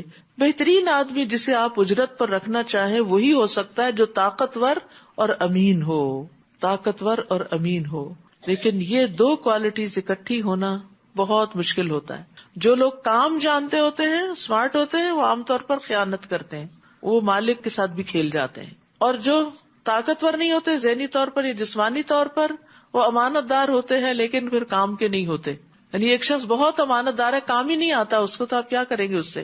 تو اس لیے جب بھی آپ دعا کریں کہ اللہ تعالیٰ مجھے مددگار عطا کر، تو ساتھ یہ بھی کہ اللہ قوی اور امین عطا کر.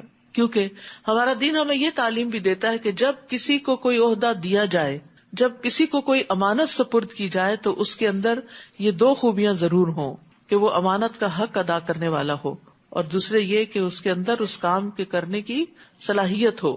شعیب نے کہا، یعنی وہ جو ان بچیوں کے باپ تھے ان کے بارے میں آتا ہے، ان کا نام شعیب تھا، موسیٰ میں چاہتا ہوں کہ اپنی دونوں بیٹیوں میں سے ایک کا تجھ سے اس شرط پر نکاح کر دوں کہ تم میرے ہاں 8 برس ملازمت کرو، اور اگر 10 سال پورے کر دو تو تمہاری طرف سے مہربانی ہے. میں اس معاملے میں تم پر سختی نہیں کرنا چاہتا، انشاءاللہ تم مجھے نیک لوگوں میں سے پاؤ گے. تو گویا انہیں آئندہ 8 سال وہاں رہنا تھا، اس کی انہوں نے کمٹمنٹ کی. موسیٰ نے جواب دیا، یہ بات میرے اور آپ کے درمیان طے ہو گئی. ان دونوں مدتوں میں سے جو بھی میں پوری کر دوں اس کے بعد پھر کوئی زیادتی مجھ پر نہ ہو. اور جو کچھ قول و قرار ہم کر رہے ہیں اللہ اس پر نگہبان ہے. اپنا گھر، وطن، رشتہ دار، قوم، قبیلہ سب کچھ چھوڑ کے محروم ہو گئے، جدائی ہو گئی. 8 سال اگر آپ کو کوئی کہے آپ کو 8 سال کینیڈا میں رہنا اور یہاں سے آپ بالکل کسی سے ملنے نکل نہیں سکتے، تو آپ کے دل پر کتنا بڑا پہاڑ پڑ جائے گا. اپنی مرضی سے آپ 20 سال بھی رہ لیں، 20 سال بھی نہ جائیں، آپ کی اپنی مرضی ہو تو اور بات ہے. لیکن اگر آپ کو کوئی باندھے کہ 8 سال آپ یہاں سے ہل نہیں سکتے تو وہ ایک قید کی طرح لگتا ہے. تو موسیٰ علیہ السلام نے 8 نہیں 10 سال پورے کیے. نبی صلی اللہ علیہ وسلم نے فرمایا میں نے جبریل سے پوچھا موسیٰ نے دونوں مدتوں میں سے کون سی مدت پوری کی؟ تو انہوں نے کہا جو اس میں زیادہ کامل اور زیادہ مکمل تھی، یعنی 10 سال. تو اب یہ 10 سال کی محرومی کے بعد اور میچیورٹی کے بعد اور تیار کرنے کے بعد اللہ تعالیٰ اب موسیٰ علیہ السلام کو ایک بڑے مشن پر دوبارہ واپس مصر لے کے جاتے ہیں. پھر جب موسیٰ نے وہ مدت پوری کر لی اور اپنے اہل خانہ کو لے کر چلے، اب بیوی کو ساتھ لے جا رہے ہیں، تو یاد رکھیے شوہر کا یہ حق ہوتا ہے بیوی کو جہاں چاہے لے جائے. شادی کے بعد آپ کا کوئی اختیار باقی نہیں رہتا کہ آپ پابند کریں. ہاں یہ کوئی لمیٹڈ عرصے کے لیے جیسے انہوں نے کیا تھا کہ 8 سال یہاں رہنا ہوگا تو وہ الگ بات ہے، وہ شادی کی ٹرمز اینڈ کنڈیشنز میں کوئی بات لکھی جا سکتی ہے، لیکن مستقل طور پر باؤنڈ کر لینا تو یہ درست نہیں، کیونکہ شادی کے بعد شوہر کا حق ہوتا ہے کہ وہ بیوی کو اپنے ساتھ لے جائے، چاہے دوسرے ملک ہی لے جائے. تو پھر موسیٰ نے جب وہ مدت پوری کر لی اور اپنے اہل خانہ کو لے کر چلے تو طور پہاڑ کے ایک طرف انہیں آگ نظر آئی. انہوں نے اپنے اہل خانہ سے کہا تم یہاں ٹھہرو، میں نے ایک آگ سی دیکھی ہے، شاید میں وہاں سے تمہارے لیے کچھ راستے کی خبر یا آگ کا کوئی انگارہ ہی اٹھا لاؤں تاکہ تم تاپ سکو. ظاہر رات کا وقت تھا، ٹھنڈک تھی، تو موسیٰ علیہ السلام اپنے گھر والوں کی خدمت کے لیے نکلے. اس سے ہی پتہ چلتا ہے کہ سفر کے دوران ہسبینڈ کو بیوی بچوں کا بہت خیال رکھنا چاہیے، ان کی سردی گرمی کا، ٹیمپریچر کا. یہ نہیں کہ اپنی مرضی کا کار میں ٹیمپریچر سیٹ کر لیا، بیوی بچے چلاتے رہے، نہیں، ان کا بھی دھیان رکھنا چاہیے کہ انہیں کیا ضرورت ہے. پھر یہ کہ راستے میں کھانے پینے کا بھی اور باقی ضروریات کا بھی، کیونکہ مرد کو اللہ نے جو قوام بنایا ہے تو اسی وجہ سے بنایا ہے کہ وہ ان چیزوں کی ٹیک کیئر کرے. شکر ہے موسیٰ علیہ السلام نے بیوی سے نہیں کہا کہ جاؤ وہ آگ نظر آ رہی ہے کچھ لے آؤ وہاں سے. آج کل تو یہی ہو رہا ہے کہ تم ہی کراؤ سب کام. پھر جب موسیٰ وہاں پہنچے تو وادی کے کنارے مبارک خطے کے ایک درخت سے آواز آئی کہ اے موسیٰ میں ہی اللہ ہوں سارے جہانوں کا رب. سبحان اللہ. جب انسان خیر کے کام کرتا رہتا ہے نا اور خیر کے کام سے نکلتا ہے تو اللہ تعالیٰ خیر ہی عطا کرتا ہے. آپ دیکھیں کہ وہ گھر والوں کی خدمت کے لیے نکلے تھے، اللہ نے کتنی بڑی خیر عطا کر دی. اللہ تعالیٰ ہم کلام ہوئے. یاد رکھیے نیکی نیکی کے دروازے کھولتی ہے اور برائی سے برائی لازم آتی ہے. تو جب کبھی نیکی کے کسی کام کا پتہ چلے، کوئی اپرچونٹی ملے، گھر گزرے، آپ کو نہیں معلوم وہاں سے آپ کو کیا خیر ملے. مدین گئے، وہاں خیر کا کام کیا تو اللہ نے رہنے کا انتظام کر دیا. واپسی پہ سفر کے دوران خیر کا کام کیا، گھر والوں کا خیال رکھا تو اللہ تعالیٰ نے نبوت سے نواز دیا. اور اللہ نے حکم دیا کہ اپنی لاٹھی پھینکو. پھر جب موسیٰ نے اس پھینکی ہوئی لاٹھی کو دیکھا تو وہ یوں حرکت کر رہی تھی جیسے کوئی سانپ ہے. موسیٰ پیٹ پھیر کر پیچھے ہٹے اور پیچھے مڑ کر بھی نہ دیکھا، ڈر گئے. اللہ تعالیٰ نے فرمایا آگے بڑھو اور ڈرو نہیں، تمہیں کچھ نہیں ہوگا. نیز اپنا ہاتھ اپنے گریبان میں ڈالو، وہ بغیر کسی تکلیف کے چمکتا ہوا نکلے گا، اور اگر ڈر محسوس ہو تو اپنا بازو اپنے جسم سے لگا لو. یہ ان کے لیے بھی تھا اور ہمارے لیے. کبھی خوف محسوس ہو رہا نا تو دل پہ ہاتھ رکھ لے کر، اکثر لوگ رکھتے بھی ہیں، کہتے دیکھو میرا دل کتنا دھڑک رہا ہے. تو جب آپ دل پہ ہاتھ رکھتے ہیں تو وہ دل کو قرار آنے لگتا ہے، یعنی اس کو تھپکی ملتی ہے اور اس کو تسلی ہوتی ہے اور آپ ٹھیک ہونے لگتے ہیں، کیونکہ خوف کا تعلق دل کے ساتھ ہے. یہ تیرے رب کی طرف سے 2 معجزے ہیں جنہیں تم فرعون اور اس کے درباریوں کے سامنے پیش کر سکتے ہو، وہ بڑے نافرمان لوگ ہیں. موسیٰ نے عرض کیا اے رب میں نے ان کے ایک آدمی کو مار ڈالا تھا، لہذا مجھے خطرہ ہے کہ وہ مجھے مار ڈالیں گے، اور میرے بھائی ہارون کی زبان مجھ سے زیادہ صاف ہے، اسے میرے ساتھ مددگار کے طور پر بھیج دیجیے تاکہ وہ میری تصدیق کرے، مجھے اندیشہ ہے کہ وہ لوگ مجھے جھٹلا دیں گے. اللہ تعالیٰ نے فرمایا ہم تیرے بھائی سے تیرا بازو مضبوط کریں گے اور تم دونوں کو ایسا غلبہ عطا کریں گے کہ وہ تم پر دست درازی نہ کر سکیں گے. اب تمہیں بچانا ہمارا کام. اللہ سبحانہ تعالیٰ کیسے بچاتا ہے اتنے جبار دشمنوں کے سامنے. ہمارے معجزات کی وجہ سے تم دونوں اور تمہارے پیروکار ہی غالب رہیں گے، غالب رہیں گے. وعدہ کیا اور وہ وعدہ پورا ہوا. پھر جب موسیٰ ہمارے واضح معجزات لے کر ان فرعونیوں کے پاس گئے تو وہ کہنے لگے یہ تو محض شعبدے کی قسم کا جادو ہے، اور ایسی باتیں تو ہم نے اپنے سابقہ باپ دادوں سے کبھی سنی نہیں. موسیٰ نے کہا اس شخص کا حال تو میرا رب ہی خوب جانتا ہے جو اس کی طرف سے ہدایت لے کر آیا ہے، اور اس شخص کو بھی جانتا ہے جس کے لیے آخرت کا گھر ہوگا۔ حقیقت یہ ہے کہ ظالم لوگ کبھی فلاح نہیں پاتے۔ یعنی موسیٰ کہنے لگے کہ میرا رب جانتا ہے کہ کون ہدایت پر ہے اور کس کے لیے انجام اچھا ہے۔ اور فرعون نے کہا اے درباریوں، میں تو اپنے علاوہ تمہارے لیے کسی الہ کو نہیں جانتا، سو اے حامان تم مٹی کی اینٹوں کو آگ سے پکا لو، پھر میرے لیے ایک اونچی عمارت تیار کرو تاکہ میں موسیٰ کے الہ کو جھانک سکوں، اور میں اسے جھوٹا آدمی ہی سمجھتا ہوں۔ یعنی پیغمبر سب سے سچے لوگ ہوتے ہیں، ان پر جھوٹ کا الزام لگا، اور فرعون اور اس کے لشکر اس ملک میں ناحق ہی بڑے بن بیٹھے تھے، یعنی انہیں حق نہیں تھا لیکن وہ خود سے خود کو بڑی چیز سمجھتے، اور انہیں یقین ہو گیا تھا کہ ہمارے حضور واپس نہ لائے جائیں گے۔ چنانچہ ہم نے فرعون اور اس کے سب لشکروں کو پکڑ کر سمندر میں پھینک دیا۔ اب دیکھ لو کہ ان ظالموں کا انجام کیسا ہوا۔ نیز ہم نے انہیں جہنم کی طرف دعوت دینے والے سرغنے بنا دیا، اور قیامت کے دن انہیں کہیں سے مدد نہ مل سکے گی۔ ہم نے اس دنیا میں ان کے پیچھے لعنت لگا دی، اور قیامت کے دن ان کا بہت برا حال ہوگا۔ پہلی نسلوں کو ہلاک کرنے کے بعد ہم نے موسیٰ کو کتاب دی جس میں لوگوں کے لیے بصیرت افروز دلائل، ہدایت اور رحمت تھی تاکہ وہ سبق حاصل کریں۔ تورات کی تعریف بیان کی جا رہی ہے۔ اور جب ہم نے موسیٰ کے امر رسالت کا فیصلہ کیا تھا تو آپ یعنی صلی اللہ علیہ وسلم طور کی غربی جانب موجود نہ تھے اور نہ ہی اس واقعے کے گواہ تھے، لیکن اس کے بعد ہم نے کئی نسلیں پیدا کی اور ان پر بہت زمانہ بیت چکا ہے، اور آپ مدین کے باشندے بھی نہ تھے کہ انہیں ہماری آیات پڑھ کر سناتے، مگر ہم ہی ہیں جو آپ کو رسول بنا کر اس وقت کی خبریں بھیج رہے ہیں۔ نیز آپ طور کے کنارے پر بھی نہ تھے جب ہم نے موسیٰ کو ندا کی، لیکن یہ آپ کے رب کی رحمت ہے کہ اس نے آپ کو یہ سچی غیب کی خبریں دی تاکہ آپ ایسے لوگوں کو ڈرائیں جن کے ہاں آپ سے پہلے کوئی ڈرانے والا نہیں آیا تھا، شاید کہ وہ نصیحت قبول کرے، اور آپ کو اس لیے رسول بنا کر بھیجا ہے کہ کہیں ایسا نہ ہو کہ انہیں اس وجہ سے کوئی مصیبت پہنچے جو ان کے ہاتھوں نے آگے بھیجا۔ تو کہنے لگے ہمارے رب، تو نے ہماری طرف کوئی رسول کیوں نہ بھیجا کہ ہم تیری آیتوں کی پیروی کرتے اور ایمان لانے والوں میں شامل ہو جاتے۔ پھر جب ہماری طرف سے ان کے پاس حق آ گیا تو انہوں نے کہہ دیا اسے ویسے معجزات کیوں نہیں دیے گئے جیسے موسیٰ کو دیے گئے تھے؟ کیا یہ لوگ ان معجزات کا انکار نہیں کر چکے جو پہلے موسیٰ کو دیے گئے تھے؟ کہتے ہیں کہ یہ دونوں یعنی تورات اور قرآن جادو ہیں جو ایک دوسرے کی تائید کرتے ہیں، اور کہتے ہیں کہ ہم کسی کو بھی نہیں مانتے، یعنی دونوں کتابوں کا انکار کرتے ہیں۔ آپ ان سے کہیے اگر تم سچے ہو تو اللہ کی طرف سے تم ہی کوئی کتاب لے آؤ جو ان دونوں سے بڑھ کر رہنمائی کرنے والی ہو، تو میں بھی اس کی پیروی اختیار کر لوں گا۔ پھر اگر وہ کوئی جواب نہ دے سکیں تو جان لیجئے کہ وہ صرف اپنی خواہشات کے پیچھے پڑے ہوئے ہیں، اور اس سے زیادہ گمراہ کون ہو سکتا ہے جو اللہ کی ہدایت کو چھوڑ کر محض اپنی خواہش کے پیچھے لگا ہوا ہو، اور اللہ ایسے ظالموں کو ہدایت نہیں دیتا۔ تو یاد رکھیے علم کے بغیر نفس کی بات ماننے والا خواہش پرست ہوتا ہے۔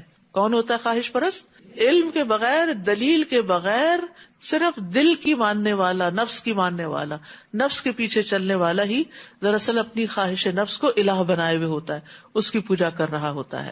تو یاد رکھیے کہ ہمیں صرف قرآن ہی نہیں، نبی صلی اللہ علیہ وسلم کی طرف سے آنے والی باتوں کو بھی سنجیدگی سے لینا چاہیے، یعنی حدیث کا بھی انکار نہیں کرنا چاہیے کہ یہ حدیث تو میرے دل کو نہیں لگتی، اور یہ تو میری عقل میں نہیں آتی، اور یہ تو میری سمجھ میں نہیں آتی۔ نہیں، قرآن کی بہت سی آیات ایسی ہیں جن کو سمجھنا ہماری عقل کا کام نہیں، یا ہماری عقل نہیں ان کو سمجھ پاتی۔ اب جیسے چیوٹی کی آواز سن لینا عقل میں تو نہیں آتا، اتنی چھوٹی سی اور اس کی آواز زیادہ سے زیادہ کتنی بڑی ہوگی، لیکن اللہ تعالیٰ نے قرآن میں بتایا کہ چیوٹی بولی، اور اس نے اپنے لشکر سے کیا کہا، اپنے کالونی سے کیا کہا، اور پھر اس کو کیا کچھ پتا تھا، ہد ہد جو بولا، تو عقل تو نہیں مانتی اس کو کہ ہد ہد اتنی لمبی چوڑی باتیں کرے گا اور اتنی سمجھ رکھے گا۔ تو اسی طرح حدیث میں بھی بعض باتیں ایسی ہیں جو انسان کے امتحان کے لیے ہے کہ بظاہر عقل نہیں مانتی، لیکن ان کو بھی اگر وہ صحیح سورس سے اوتھینٹک ہیں تو اس لیے مان لینا چاہیے کہ نبی صلی اللہ علیہ وسلم جھوٹ نہیں بولتے تھے، آپ نے جو بتایا ہے سچ ہی بتایا۔ کچھ باتیں آج نہیں، ہو سکتا ہے کئی سو سال بعد ہمارے بعد وہ ثابت ہو جائیں۔ قرآن مجید میں اللہ تعالیٰ فرماتے ہیں فَلْيَحْذَرِ الَّذِينَ يُخَالِفُونَ عَنْ أَمْرِهِ أَن تُصِيبَهُمْ فِتْنَةٌ أَوْ يُصِيبَهُمْ عَذَابٌ أَلِيمٌ۔ سو لازم ہے کہ وہ لوگ ڈریں جو اس کا حکم ماننے سے پیچھے رہتے ہیں کہ انہیں کوئی فتنہ آ پہنچے یا انہیں دردناک عذاب آ پہنچے۔ تو اپنی رائے کو، اپنی لاجک کو، اپنی عقل کو قرآن و سنت سے آگے رکھنا جو ہے یہ درست نہیں، اس بات سے ڈرنا چاہیے. اور ہم انہیں لگاتار نصیحت کی باتیں پہنچاتے رہے ہیں تاکہ وہ نصیحت کو قبول کریں. جن لوگوں کو ہم اس سے پہلے کتاب دے چکے ہیں یعنی تورات، وہی اس کتاب پر ایمان لاتے ہیں، یعنی اس میں سے جو مسلمان ہو گئے ہیں. اور جب انہیں پڑھ کر سنایا جاتا ہے یعنی قرآن، تو کہتے ہیں ہم اس بات پر ایمان لاتے ہیں کہ یہ قرآن ہمارے رب کی طرف سے سچی کتاب ہے، ہم تو اس سے پہلے بھی اللہ کے سچے فرما بردار تھے. اولئک یؤتون اجرہم مرتین، یہی لوگ ہیں جن کا اجر 2 بار دیا جائے گا اس ثابت قدمی کے بدلے جو انہوں نے دکھائی ہے، اور وہ برائی کا جواب بھلائی سے دیتے ہیں، اور جو کچھ ہم نے انہیں دے رکھا ہے اس میں سے وہ خرچ کرتے ہیں. تو اس سے کیا پتہ چلتا ہے کہ اہل کتاب میں سے اگر کوئی اپنے نبی کو مانتا ہے، اپنی کتاب کو مانتا ہے، اور ساتھ محمد صلی اللہ علیہ وسلم کا اقرار کرتا ہے اور قرآن کو بھی مانتا ہے، تو اس کے لیے دگنا اجر ہے، یعنی دوہرا ایمان دوہرا اجر. پھر ان کی خوبی کیا ہے؟ نمبر 1 صبر، اور نمبر 2 برائی کو اچھائی سے دور کرتے ہیں، اور نمبر 3 رزق خرچ کرتے ہیں، اللہ کے راستے میں دیتے ہیں. یہاں خاص طور پر برائی کو بھلائی سے بدلنا جو ہے یہ بڑا اہم ہے. یعنی بعض اوقات ہم صبر بھی کر جاتے ہیں، کچھ نہیں کہتے کسی کو، اور مال بھی خرچ کر لیتے ہیں، لیکن برائی کا بدلہ نہ دینا تو سمجھ میں آتا ہے کہ چلو معاف کیا، لیکن اچھائی سے دینا یہ بہت بڑی بات ہے. یہ بہت بڑے صبر کی بات ہوتی کہ کوئی آپ سے برا کرے اور آپ اس پر احسان کریں، جو آپ کو اکنالج ہی نہ کرے. کہیں آپ کسی مجلس میں ہو، شادی میں، خوشی میں، غمی میں، اور وہ آپ کو اکنالج بھی نہ کرے اور وہ یہ سوچے کہ گویا آپ ایگزسٹ ہی نہیں کرتے. ایسے لوگوں کو اٹھ کے جا کے خود سلام کرنا، اور پھر اگر وہ ضرورت مند ہے تو ان کی ضرورت پوری کرنا، اور ان کے ساتھ اور ان کے بچوں کے ساتھ احسان اور بھلائی کرنا، یہ بہت اعلیٰ درجے کی، بہت بلند مقام لوگوں کی کوالٹیز ہوتی ہیں. ورنہ عموماً ہم کیا کرتے ہیں، ہمارا رویہ کیا ہوتا ہے؟ چونکہ یہ خاندانوں میں اس طرح کے مسائل پیش آتے ہیں، اس لیے ان کو ہائی لائٹ کر رہی ہوں کہ اگر کوئی ہمیں نہیں پوچھتا خاندان میں سے تو ہم بھی نہیں پوچھتے. ہمیں کیا ضرورت ہے پیچھے جانے کی؟ ہم کوئی ایسے گئے گزرے، ہم کو راہ میں پڑے ہوئے، نہیں تو نہ صحیح، یعنی اکڑ دکھاتے ہیں وہاں. اچھا، پھر اسی طرح اگر آپ نے کسی کو دیا، کسی کے بچے کی فیس دی، کوئی مدد کی، اس نے پلٹ کے شکریہ کا خط نہیں لکھا، میسج نہیں کیا، پھر کیا کرتے ہیں؟ دل میں رکھ لیتے ہیں اس نے شکریہ نہیں بولا، اگلی دفعہ اس کو نہیں دینا، کسی اور کو دیں گے، گویا شکریہ کے لیے دیں گے، اللہ سے اجر کے لیے تو نہیں.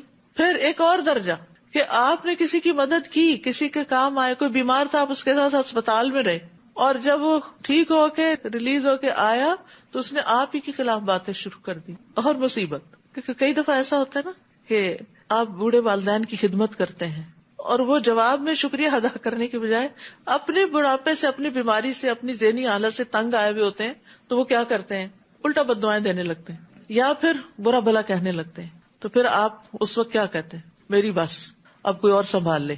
نہیں، محسن کون ہوتے ہیں؟ برائی کا بدلہ بھلائی سے، چاہے وہ رویے میں ہو، اخلاق میں ہو، زبان پہ ہو، ہاتھوں سے ہو، کسی بھی طرح کی ہو، کہ کوئی آپ کا احسان ماننے کو تیار نہ ہو تو پھر بھی آپ اس کو جواباً بھلائی سے دور کرتے ہیں، یعنی ان حالات کو نارمل کرتے ہیں. تو مراد یہ ہے کہ تکلیف برداشت کر کے اچھی بات کہہ کر اس سچویشن کو نارملائز کر لیتے ہیں. اور اسی طرح یہ کہ اگر کوئی گناہ خود سے ہو جاتا ہے تو اس کے بعد نیکی کر لیتے. یدرؤون بالحسنۃ السیئۃ، یہ تو دوسروں کے ساتھ رویہ تھا نا، اپنے اندر بھی اگر کوئی گناہ ہو جاتا ہے تو اس کے بعد اچھا کر لیتے ہیں. تو یہ مکارم اخلاق کی ایک صفت ہے، یعنی اخلاق کے اعلیٰ درجات ہیں. تو اچھی بات جو ہے وہ بری بات کو دور کر دیتی، نیکی برائی کو مٹا دیتی ہے. اور جب وہ کوئی لغو بات سنتے ہیں تو اس سے کنارہ کرتے ہیں، جیسے ایک اور جگہ پر آتا ہے وَإِذَا مَرُّوا بِاللَّغْوِ مَرُّوا كِرَامًا، عباد الرحمان کی صفت ہے. اور کہتے ہیں ہمارے لیے ہمارے اعمال اور تمہارے لیے تمہارے، تم پر سلام، ہم جاہلوں سے تعلق نہیں رکھنا چاہتے، یعنی وہ جاہلوں کے ساتھ الجھتے نہیں ہیں. یہ بھی بہت بڑے کمال کی بات ہے، ورنہ انسان اپنے سے کمزور کو اور دباتا ہی ہے. تو جاہل جو ہوتا ہے وہ کمزور ہی ہوتا ہے اصل میں، تو اس کے ساتھ جھگڑنا، بحث کرنا اور اس کو ذلیل کرنا اور اس کے اوپر یعنی تحکمانہ انداز اختیار کرنا، وہ ایسا نہیں کرتے. انک لا تہدی من احببت ولکن اللہ یہدی من یشاء وہو اعلم بالمہتدین. اے نبی، جسے آپ چاہے اسے ہدایت نہیں دے سکتے. اللہ اکبر. جس سے آپ محبت رکھتے آپ اس کو ہدایت نہیں دے سکتے. انسان سب سے زیادہ محبت اپنی اولاد سے رکھتا ہے، اپنے والدین سے رکھتا ہے، لیکن بعض اوقات انسان مخلصانہ کوششیں بھی کرتا ہے لیکن کامیاب نہیں ہوتا، کیونکہ ہدایت اللہ کے ہاتھ میں ہے. اللہ ہی ہے جو جس کو چاہے ہدایت دیتا ہے، اور وہ ہدایت پانے والوں کو خوب جانتا ہے. اور کافر لوگ آپ سے کہتے ہیں اگر ہم تمہارے ساتھ ہدایت کی پیروی کریں تو ہم اپنے ملک سے اچک لیے جائیں گے. ہم ایز اے مسلم اپنی آئیڈینٹی اس لیے شو نہیں کر رہے کیونکہ پھر ہمیں وہ پریویلیجز حاصل نہیں ہوں گے جو یہ آئیڈینٹی چھپا کے ہوتی ہے. تو وہاں بھی یہی خوف تھا. کیا ہم نے پرامن حرم کو ان کا جائے قیام نہیں بنایا، جہاں ہماری طرف سے رزق کے طور پر ہر طرح کے پھل کھچے چلے آتے ہیں، لیکن ان میں سے اکثر لوگ جانتے نہیں. یعنی تمہیں کس بات کا خوف ہے؟ اللہ نے ساری نعمتیں تو دے رکھی ہیں، اور کیا چاہیے؟ اور کتنی ہی بستیوں کو ہم نے تباہ کر دیا جو اپنی معیشت پر اترایا کرتی تھیں، اپنی اکانومی پہ ان کو بڑا غرور تھا. سو یہ ہیں ان کے گھر ویران پڑے ہوئے، کوئی خریدار نہیں، کوئی رہنے والا نہیں. ان میں سے چند ہی گھر ہوں گے جو ان کے بعد آباد ہوئے، اور آخر ہم ہی ان کے وارث ہوئے. اور آپ کا رب کسی بستی کو ہلاک نہیں کرتا یہاں تک کہ کسی مرکزی بستی میں رسول نہ بھیج لے جو انہیں ہماری آیات پڑھ کر سنائے. یعنی رسول ہمیشہ بڑے ٹاؤن میں آئے ہیں، مرکزی شہر میں آئے ہیں، کیونکہ وہاں سے سارے پیغام دور دور تک پھیل جاتے ہیں. اگر کوئی کسی گاؤں میں رہ رہا ہو تو وہاں سے کمیونیکیشن مشکل ہوتی ہے، اور گاؤں والوں کی بات شہر والے نہیں مانتے. نیز ہم صرف ایسی بستی کو ہلاک کرتے ہیں جس کے رہنے والے ظالم ہوں. وما اوتیتم من شیء فمتاع الحیات الدنیا وزینتها، تمہیں جو کچھ بھی دیا گیا ہے وہ بس دنیاوی زندگی کا سامان ہے اور اس کی زینت ہے. تمہارے پاس جو کچھ ہے بس یہ یہاں کے لیے ہے، مال و دولت سب یہاں کے فائدے اٹھانے. اور یہاں ہم نے کتنا کھا لینا ہوتا ہے، کتنا ہنڈا لینا ہوتا ہے، کتنا استعمال کر سکتے ہیں. ٹھیک ہے، جب بیسک نیسیسٹیز پوری ہو جائیں تو انسان کو اچھے اعمال کی فکر زیادہ کرنی چاہیے، وہاں کے لیے زیادہ جمع کرنا چاہیے. تو یہ سب کچھ یہاں ہی کا ہے، اور جو کچھ اللہ کے ہاں ہے وہ بہتر اور باقی رہنے والا ہے. یعنی اس مال اور زندگی سے اپنی آخرت کماؤ. کیا تم سوچتے نہیں بھلا جسے ہم نے کوئی اچھا وعدہ دیا ہو اور وہ اسے پانے والا ہو، اس شخص کی طرح ہو سکتا ہے جسے ہم نے دنیاوی زندگی کا سامان دے رکھا ہو، پھر وہ قیامت کے دن سزا یا جواب دہی کے لیے پیش کیا جانے والا ہو، جس دن اللہ انہیں پکارے گا اور ان سے پوچھے گا کہاں ہے وہ جنہیں تم میرا شریک سمجھا کرتے تھے. اور وہ لوگ اللہ کے مذمومہ شریک یعنی جن کا دعویٰ کرتے تھے، جن پر عذاب کی بات واجب ہو جائے گی، کہیں گے اے ہمارے رب، ہم نے ان لوگوں کو ایسے ہی گمراہ کیا جیسے ہم خود گمراہ تھے. اب ہم آپ کے سامنے ان سے برات کا اظہار کرتے ہیں، انہوں نے ہماری عبادت نہیں کی تھی. اور ان پیروکاروں سے کہا جائے گا اب اپنے شریکوں کو مدد کے لیے پکارو، چنانچہ وہ پکاریں گے مگر یہ شریک انہیں کوئی جواب نہیں دیں گے، اور سب کے سب عذاب دیکھ لیں گے. کاش وہ ہدایت پانے والے ہوتے. اور جس دن اللہ تعالیٰ انہیں پکارے گا اور پوچھے گا تم نے رسولوں کو کیا جواب دیا تھا، تو اس دن انہیں جواب دینے کو کوئی بات بھی سجھائی نہ دے گی، اور نہ ہی آپس میں وہ ایک دوسرے سے کچھ پوچھ سکیں گے. البتہ جس شخص نے توبہ کر لی اور ایمان لے آیا اور نیک عمل کیے تو امید ہے کہ وہ فلاح پا سکے. وَرَبُّكَ يَخْلُقُ مَا يَشَاءُ وَيَخْتَارُ، اور آپ کا رب جو چاہے پیدا کرتا ہے اور جسے چاہے اپنے کام کے لیے منتخب کر لیتا ہے. اسی لیے وہ دعا کرنی چاہیے اللہم استخدمنی ولا تستبدلنی، کہ اللہ مجھ سے اپنے دین کی خدمت کا کام لیتا رہے اور مجھے تبدیل نہ کرنا، کہ میں چھوڑ دوں اس کو اور کوئی اور میری جگہ کرے. نہیں، تو یہ کام مجھی سے لے، انہیں اس کا کچھ اختیار نہیں. اللہ تعالیٰ پاک ہے اور جو کچھ یہ شریک بناتے ہیں اس سے وہ بہت بالا تر ہے. یاد رکھیے خیر اللہ کے ہاتھ میں ہے، اس لیے کسی بھی کام کے وقت اللہ سے خیر کی دعا کرنی چاہیے. خیر کی دعا کا نام کیا ہے؟ استخارہ، یعنی استخارہ کرنا چاہیے. بعض علماء کہتے ہیں کسی بندے کو دنیا کے کاموں میں سے کسی اہم کام کے لیے اس وقت تک پیش قدمی نہیں کرنی چاہیے جب تک اللہ سے اس کے بارے میں خیر کا سوال نہ کر لے.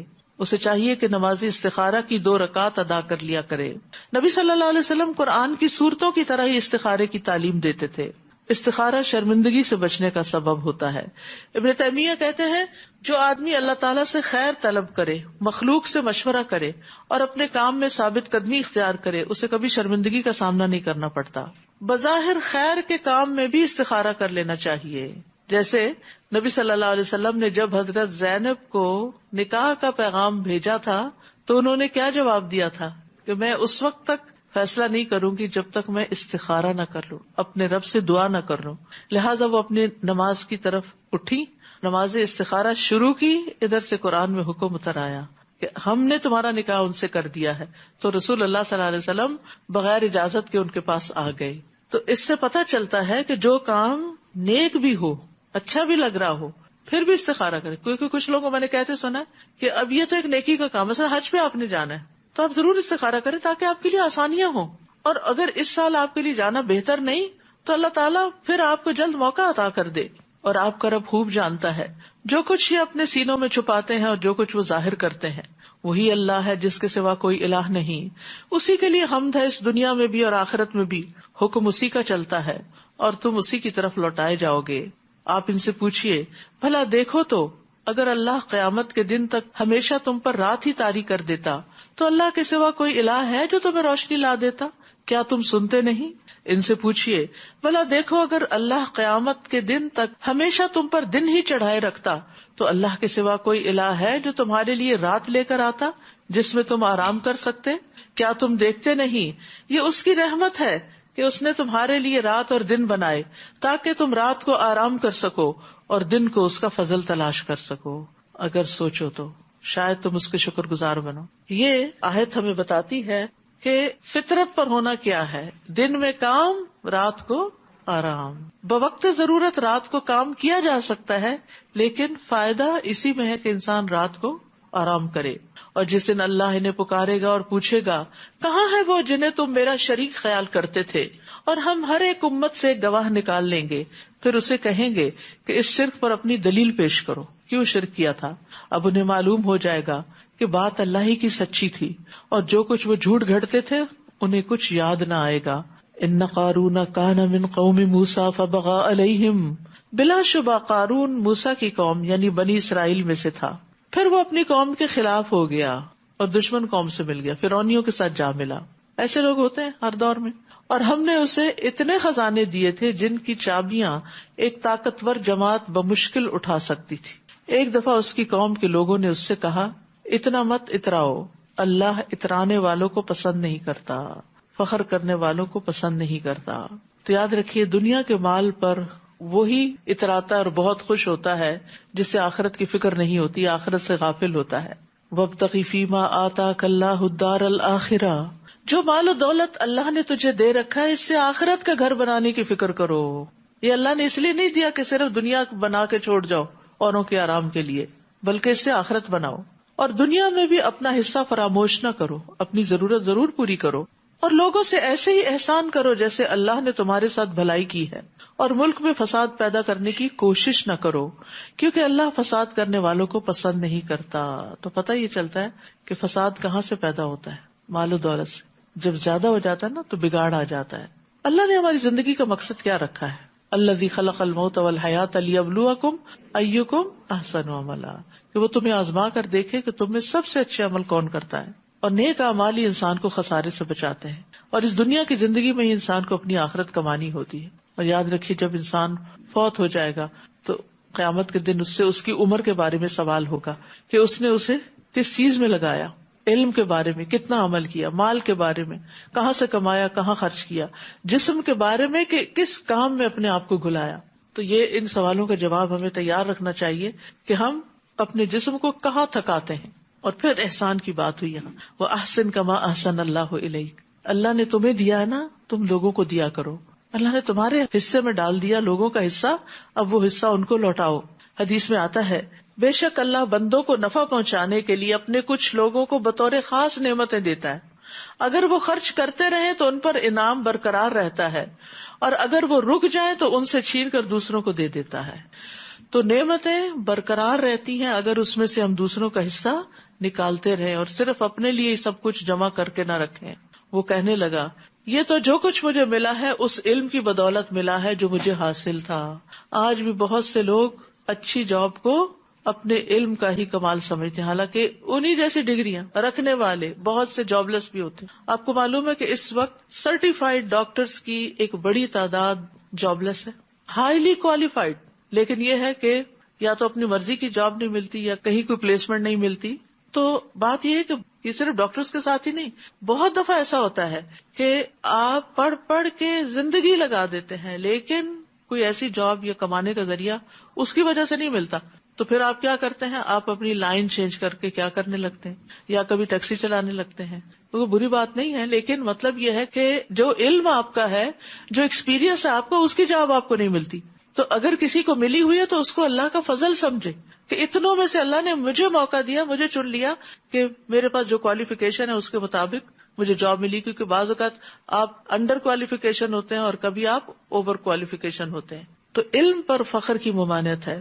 رسول اللہ صلی اللہ علیہ وسلم نے فرمایا، جس نے علم اس لیے سیکھا کہ اس کے ذریعے علماء کے سامنے فخر کرے، بے وقوفوں سے بحثیں کرے اور لوگوں کو اپنی طرف اٹریکٹ کرے، مائل کرے، تو اللہ اس کو جہنم میں داخل کرے گا.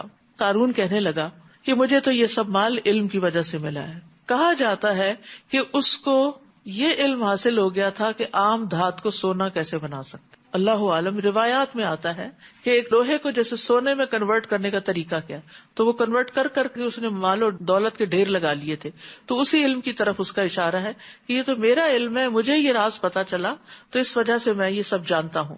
کیا اسے یہ معلوم نہیں کہ اللہ اس سے پہلے ایسے بہت سے لوگوں کو ہلاک کر چکا ہے جو قوت میں اس سے سخت اور مال و دولت میں اس سے بھی زیادہ تھے.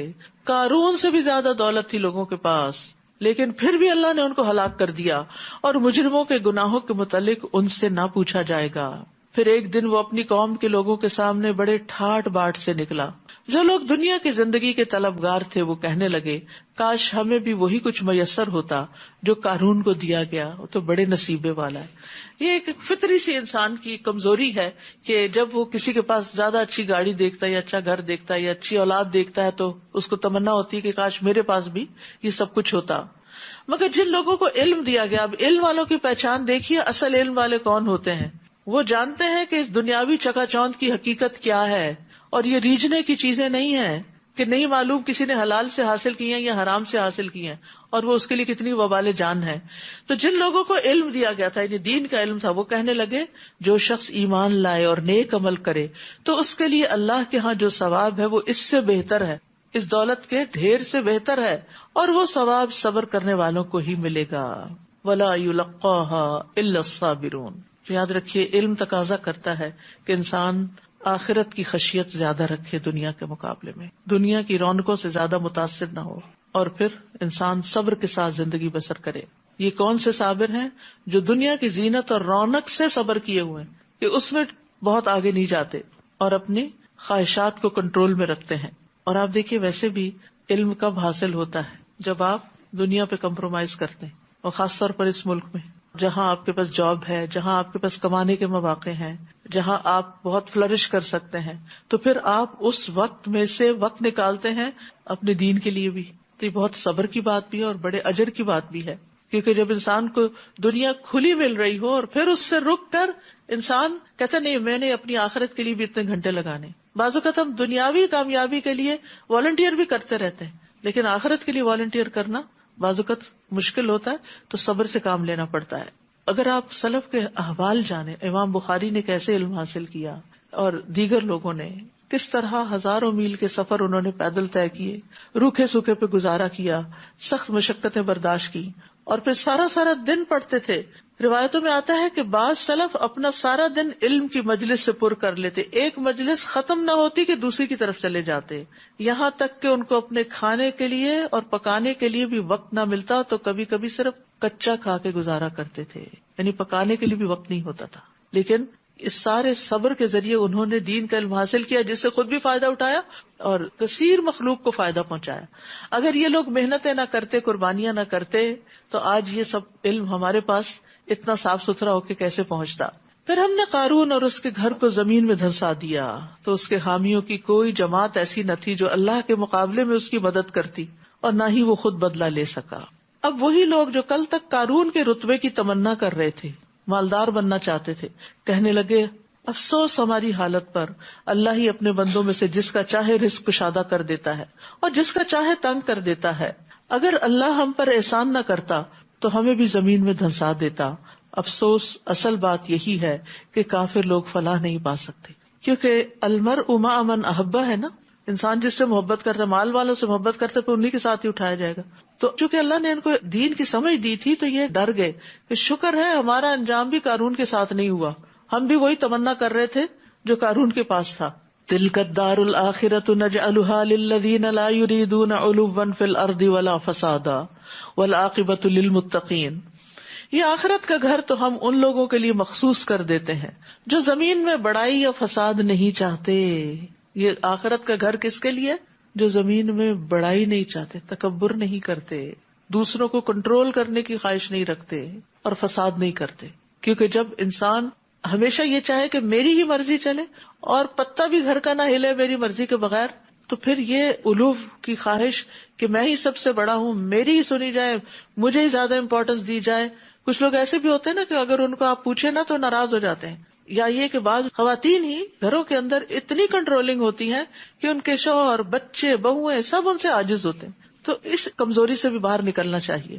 لیٹ گو، کرنے دے لوگوں کو بھی اپنی مرضی، کہ بہت بڑا نقصان نہیں ہوتا. ٹھیک ہے انسان سمجھائے، سب کچھ کرے، لیکن دوسروں کو سانس بھی لینے دے، کچھ اسپیس دے، کچھ آزادی دے. اس سے انسان خود بھی راحت میں رہتا ہے اور دوسرے بھی راحت میں رہتے ہیں. اور یہ چھوٹے لیول پر بھی ہے اور بڑے لیول پر بھی. کہیں کسی آرگنائزیشن میں کام کریں یا کسی حکومت کے رکن کے طور پر کام کریں تو دو چیزوں سے پرہیز کرنا چاہیے. ایک بہت بڑا بن کے رہنے کی خواہش اور دوسرے فساد. تو سورۃ القصص کا آغاز فرعون کے ذکر سے ہوا اور اختتام قارون کے ذکر پر ہوا. قصص کے شروع میں فرعون کے معاملے میں اس کی سرکشی کی بات ہوئی اور اس کے علو، اور یہاں پر قارون کے من جاء بالحسنۃ فلہ خیر منہا، جو کوئی نیکی لے کر آئے گا اسے اس سے بہتر نیکی ملے گی. اوپر بھی یہ بات ہو چکی ہے. اور جو برائی لے کر آئے گا تو ایسے لوگوں کو برائیوں کا اتنا ہی بدلہ ملے گا جس قدر انہوں نے کی ہوں گی. ان الذی فرض علیک القرآن لرادک الی معاد، اے نبی بلا شبہ جس اللہ نے آپ پر قرآن نازل کیا ہے وہ آپ کو بہترین انجام کو پہنچانے والا ہے، اپنے وعدے پورے کرنے والا ہے. جس طرح اللہ تعالیٰ نے موسیٰ علیہ السلام سے وعدے پورے کیے، اللہ تعالیٰ آپ سے بھی پورا کرے. ان قصوں کو سنانے کا مقصد کیا تھا؟ آپ کے دل کو تسلی دینا کہ اللہ نے اپنے پچھلے پیغمبروں کے ساتھ بھلائی کا ارادہ کیا تھا اور اللہ تعالیٰ آپ کے ساتھ بھی بھلائی ہی کرے گا، آپ کا انجام بخیر ہی ہوگا. آپ ان کافروں سے کہیے کہ میرا رب خوب جانتا ہے کہ کون ہدایت لے کر آیا ہے اور کون واضح گمراہی میں پڑا ہے، اور آپ کو ہرگز یہ توقع نہ تھی کہ یہ کتاب یعنی قرآن آپ پر نازل کیا جائے گا. یہ تو صرف اللہ کی مہربانی ہے، لہٰذا آپ ہرگز کافروں کے مددگار نہ بنیے. اور ایسا نہ ہونا چاہیے کہ آپ کی طرف سے اللہ تعالیٰ کی آیات نازل ہونے کے بعد کافر آپ کو ان پر عمل پیرا ہونے سے روک دیں. آپ انہیں اپنے رب کی طرف دعوت دیجیے اور شرک کرنے والوں میں شامل نہ ہوں. وَلَا تَدْعُ مَعَ اللَّهِ إِلَٰهًا آخَرَ لَا إِلَٰهَ إِلَّا هُوَ كُلُّ شَيْءٍ هَالِكٌ إِلَّا وَجْهَهُ لَهُ الْحُكْمُ وَإِلَيْهِ تُرْجَعُونَ. اور اللہ تعالیٰ کے ساتھ کسی دوسرے کو الہ مت پکاریں، کیونکہ اللہ کے سوا کوئی الہ نہیں، اس کی ذات کے سوا ہر چیز ہلاک ہونے والی ہے، ہر چیز ختم ہونے والی. كُلُّ مَنْ عَلَيْهَا فَانٍ وَيَبْقَى وَجْهُ رَبِّكَ ذُو الْجَلَالِ وَالْإِكْرَامِ. حکم اسی کا چلتا ہے، لہ الحکم وإلیہ ترجعون، اور تم سب اسی کی طرف لوٹائے جاؤ گے. سورۃ العنکبوت. بسم اللہ الرحمن الرحیم. الف لام میم. احسب الناس ان يتركوا ان يقولوا آمنا وهم لا يفتنون. وَلَقَدْ فَتَنَّا الَّذِينَ مِن قَبْلِهِمْ فَلَيَعْلَمَنَّ اللَّهُ الَّذِينَ صَدَقُوا وَلَيَعْلَمَنَّ الْكَاذِبِينَ. بسم اللہ الرحمن الرحیم. الف لام میم. الف لام میم. احسب الناس ان يتركوا ان يقولوا آمنا وهم لا يفتنون. کیا لوگوں نے یہ سمجھ رکھا ہے کہ اگر انہوں نے کہہ دیا ہے کہ ہم ایمان لائے تو انہیں یوں ہی چھوڑ دیا جائے گا اور ان کی آزمائش نہ کی جائے گی؟ یاد رکھیے، جو بھی ایمان لاتا ہے اس کو آزمایا ضرور جاتا ہے، اور ہر انسان پر آزمائش اس کے دین کے مطابق ہی آتی ہے.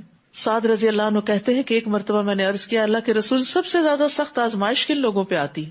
آپ نے فرمایا انبیاء پر، پھر صالحین پر، پھر درجہ بدرجہ عام لوگوں پر. انسان پر آزمائش اس کے دین کے اعتبار سے آتی ہے. اگر دین میں پختگی ہو تو اس کی آزمائش میں مزید اضافہ کر دیا جاتا ہے، اور اگر دین کی کمزوری ہو تو اس میں تخفیف کر دی جاتی ہے.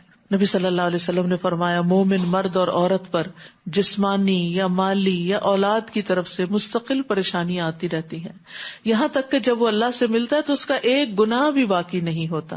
وَلَقَدْ فَتَنَّا الَّذِينَ مِن قَبْلِهِمْ، حالانکہ ہم نے ان لوگوں کو آزمایا تھا جو ان سے پہلے گزر چکے ہیں. اللہ تعالیٰ کو ضرور یہ معلوم کرنا ہے کہ ان میں سے سچے کون ہیں اور جھوٹے کون. اس کو تو پہلے سے علم ہے، لیکن اسے اس علم کو لوگوں کے سامنے بھی لانا ہے. یا جو لوگ برے کام کر رہے ہیں وہ یہ سمجھ بیٹھے ہیں کہ وہ ہم سے بازی لے جائیں گے، وہ کیسا برا فیصلہ کر رہے ہیں. یعنی قیامت کے دن ان کے سارے جھوٹ اور خیانتیں گن گن کے جو رکھی جائیں گی ان کے سامنے لے آئی جائیں گی، اور انصاف کے ساتھ ترازو رکھ دیا جائے گا، اور وہ اللہ تعالیٰ سے بھاگ نہیں سکتے کہ وہ ان کو سزا نہ دے. من کان یرجو لقاء اللہ فإن اجل اللہ لآت وہو السمیع العلیم. جو شخص اللہ تعالیٰ سے ملنے کی توقع رکھتا ہے تو اللہ کا مقرر کردہ وقت آنے ہی والا ہے، اور اللہ سب کچھ سننے اور جاننے والا ہے. تو انسان کو اللہ سے ملاقات کی امید پر دنیا میں اللہ کی اطاعت پر سخت محنت کرنی چاہیے کہ اللہ سے ملاقات کا وقت آنے ہی والا ہے، جلد ہی وہ وقت آ جائے گا جب ہم اس کے حضور حاضر ہو جائیں گے. تو اس لیے انسان کو اس بات کو کبھی نہیں بھولنا چاہیے. یہ نہیں سوچنا چاہیے ابھی تو بڑی عمر پڑی ہے، ابھی تو میں جوان ہوں، بڑھاپے میں دیکھ لیں گے. نہیں، جو جس بھی عمر میں ہے وہ اللہ کی ملاقات کی فکر کرے. اور جو شخص جہاد کرے تو وہ اپنے ہی فائدے کے لیے کرتا ہے. اللہ تعالیٰ یقیناً اہل عالم سے بے نیاز ہے، یعنی جو محنت کرتا ہے اس کی محنت کا فائدہ اسی کو پہنچتا ہے. اور جو لوگ ایمان لائے اور نیک عمل کرتے رہے ہم ضرور ان کی برائیاں دور کر دیں گے، اور جو کچھ انہوں نے کیا ہوگا انہیں اس سے بہتر بدلہ دیں گے. تیسری دفعہ یہ بات آ رہی. اور ہم نے انسان کو تاکیدی حکم دیا کہ وہ اپنے والدین سے نیک سلوک کرے، اور اگر وہ اس بات پر زور دے کہ تو کسی کو میرا شریک ٹھہرائے جس کا تجھے علم نہیں تو ان کا کہنا نہ مان. یعنی ماں باپ کی ہر بات نہیں مانی جا سکتی، ماں باپ کی غلط باتوں کو آسان طریقے سے اگنور کر دینا چاہیے. میری طرف ہی تمہیں لوٹ کر آنا ہے، میں تمہیں بتا دوں گا کہ تم کیا کچھ کرتے رہے ہو. یعنی اس کا مطلب یہ ہے کہ دراصل اللہ سبحانہ تعالیٰ کا حق زیادہ ہے ماں باپ کے حق سے، اور والدین کا حق اس کے بعد بہت بڑا ہے. حتیٰ کہ مشرک والدین کے ساتھ بھی صلہ رحمی کرنی چاہیے، اور جو اللہ کے نافرمان والدین ہوں ان کے ساتھ بھی صلہ رحمی کرنی چاہیے. عبداللہ بن ابی جو منافقین کا سردار تھا، اس کا بیٹا عبداللہ سچا مسلمان تھا. تو ایک دفعہ نبی صلی اللہ علیہ وسلم گزرے تو آپ گدھے پر تھے، تو اس کے چلنے کی وجہ سے غبار اڑا. تو بڑی نفرت سے کہتا ہے کہ ابن ابی کبشہ نے ہم پر غبار اڑایا ہے. تو عبداللہ بن ابی کے بیٹے عبداللہ کو بہت غصہ آیا، تو اس نے اٹھ کر کہا کہ اے اللہ کے رسول، اس ذات کی قسم جس نے آپ کو عزت دی ہے، آپ پر کتاب نازل کیا، آپ چاہیں تو میں اس کا سر قلم کر کے آپ کے پاس لے آتا ہوں. آپ نے فرمایا نہیں، بلکہ تم اپنے باپ سے نیکی کرو اور حسن صحبت سے پیش آؤ. یہ ہے ہمارے دین کی تعلیم. بعض اوقات بچے جو ہیں نئے نئے دین میں آتے ہیں نا تو بڑے جوشیلے ہو جاتے ہیں، وہ ہمارے ماں باپ سود لیتے ہیں، وہ یہ غلط کام کرتے ہیں، وہ غلط کام کرتے ہیں، اس لیے ہم تو اب گھر چھوڑ رہے ہیں، اور اب تو ہم ان سے ملنے ہی نہیں جائیں گے، اور اب ہم یہ کر رہے ہیں. وہ جو کرتے ہیں وہ ان کا فیل ہے، ان کو سمجھانا ضرور چاہیے، لیکن آپ قطع تعلق نہیں کر سکتے ماں باپ سے، بائیک آؤٹ نہیں کر سکتے. اگر انہیں آپ کی مدد کی ضرورت ہے تو آپ کو پھر بھی کرنی ہوگی. ان کا معاملہ اللہ کے ساتھ ہے، اور آپ سے پوچھا جائے گا آپ کے عمل کے بارے میں. اور جو لوگ ایمان لائے اور نیک عمل کیے انہیں ہم صالح لوگوں میں شامل کریں گے. اور لوگوں میں کوئی ایسا ہے جو زبان سے تو کہتا ہے ہم اللہ پر ایمان لائے، مگر جب اسے اللہ کی راہ میں کوئی تکلیف پہنچتی ہے تو لوگوں کی اس ایذار آسانی کو یوں سمجھتا ہے جیسے اللہ کا عذاب ہو. تھوڑی سی مشکل بھی آتی ہے دین کے راستے میں تو اس کو بہت بڑا پہاڑ سمجھ لیتے ہیں.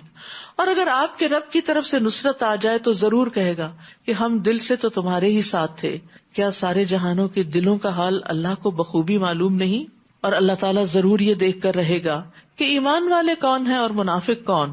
اور کافر ایمان والوں سے کہتے ہیں کہ تم ہمارے طریقے کی پیروی کرو تو ہم تمہارے گناہوں کا بار اٹھا لیں گے، حالانکہ وہ دوسرے کے گناہوں کا کچھ بھی بار نہیں اٹھائیں گے. یہ سراسر جھوٹے لوگ ہیں. یہ اپنے گناہوں کے بوجھ تو اٹھائیں گے ہی، اور ساتھ ہی دوسروں کے بوجھ بھی اٹھائیں گے جنہیں انہوں نے گمراہ کیا ہوگا. اور جو کچھ یہ افترا کرتے رہے قیامت کے دن اس سے متعلق ان سے ضرور بحث پرس ہوگی.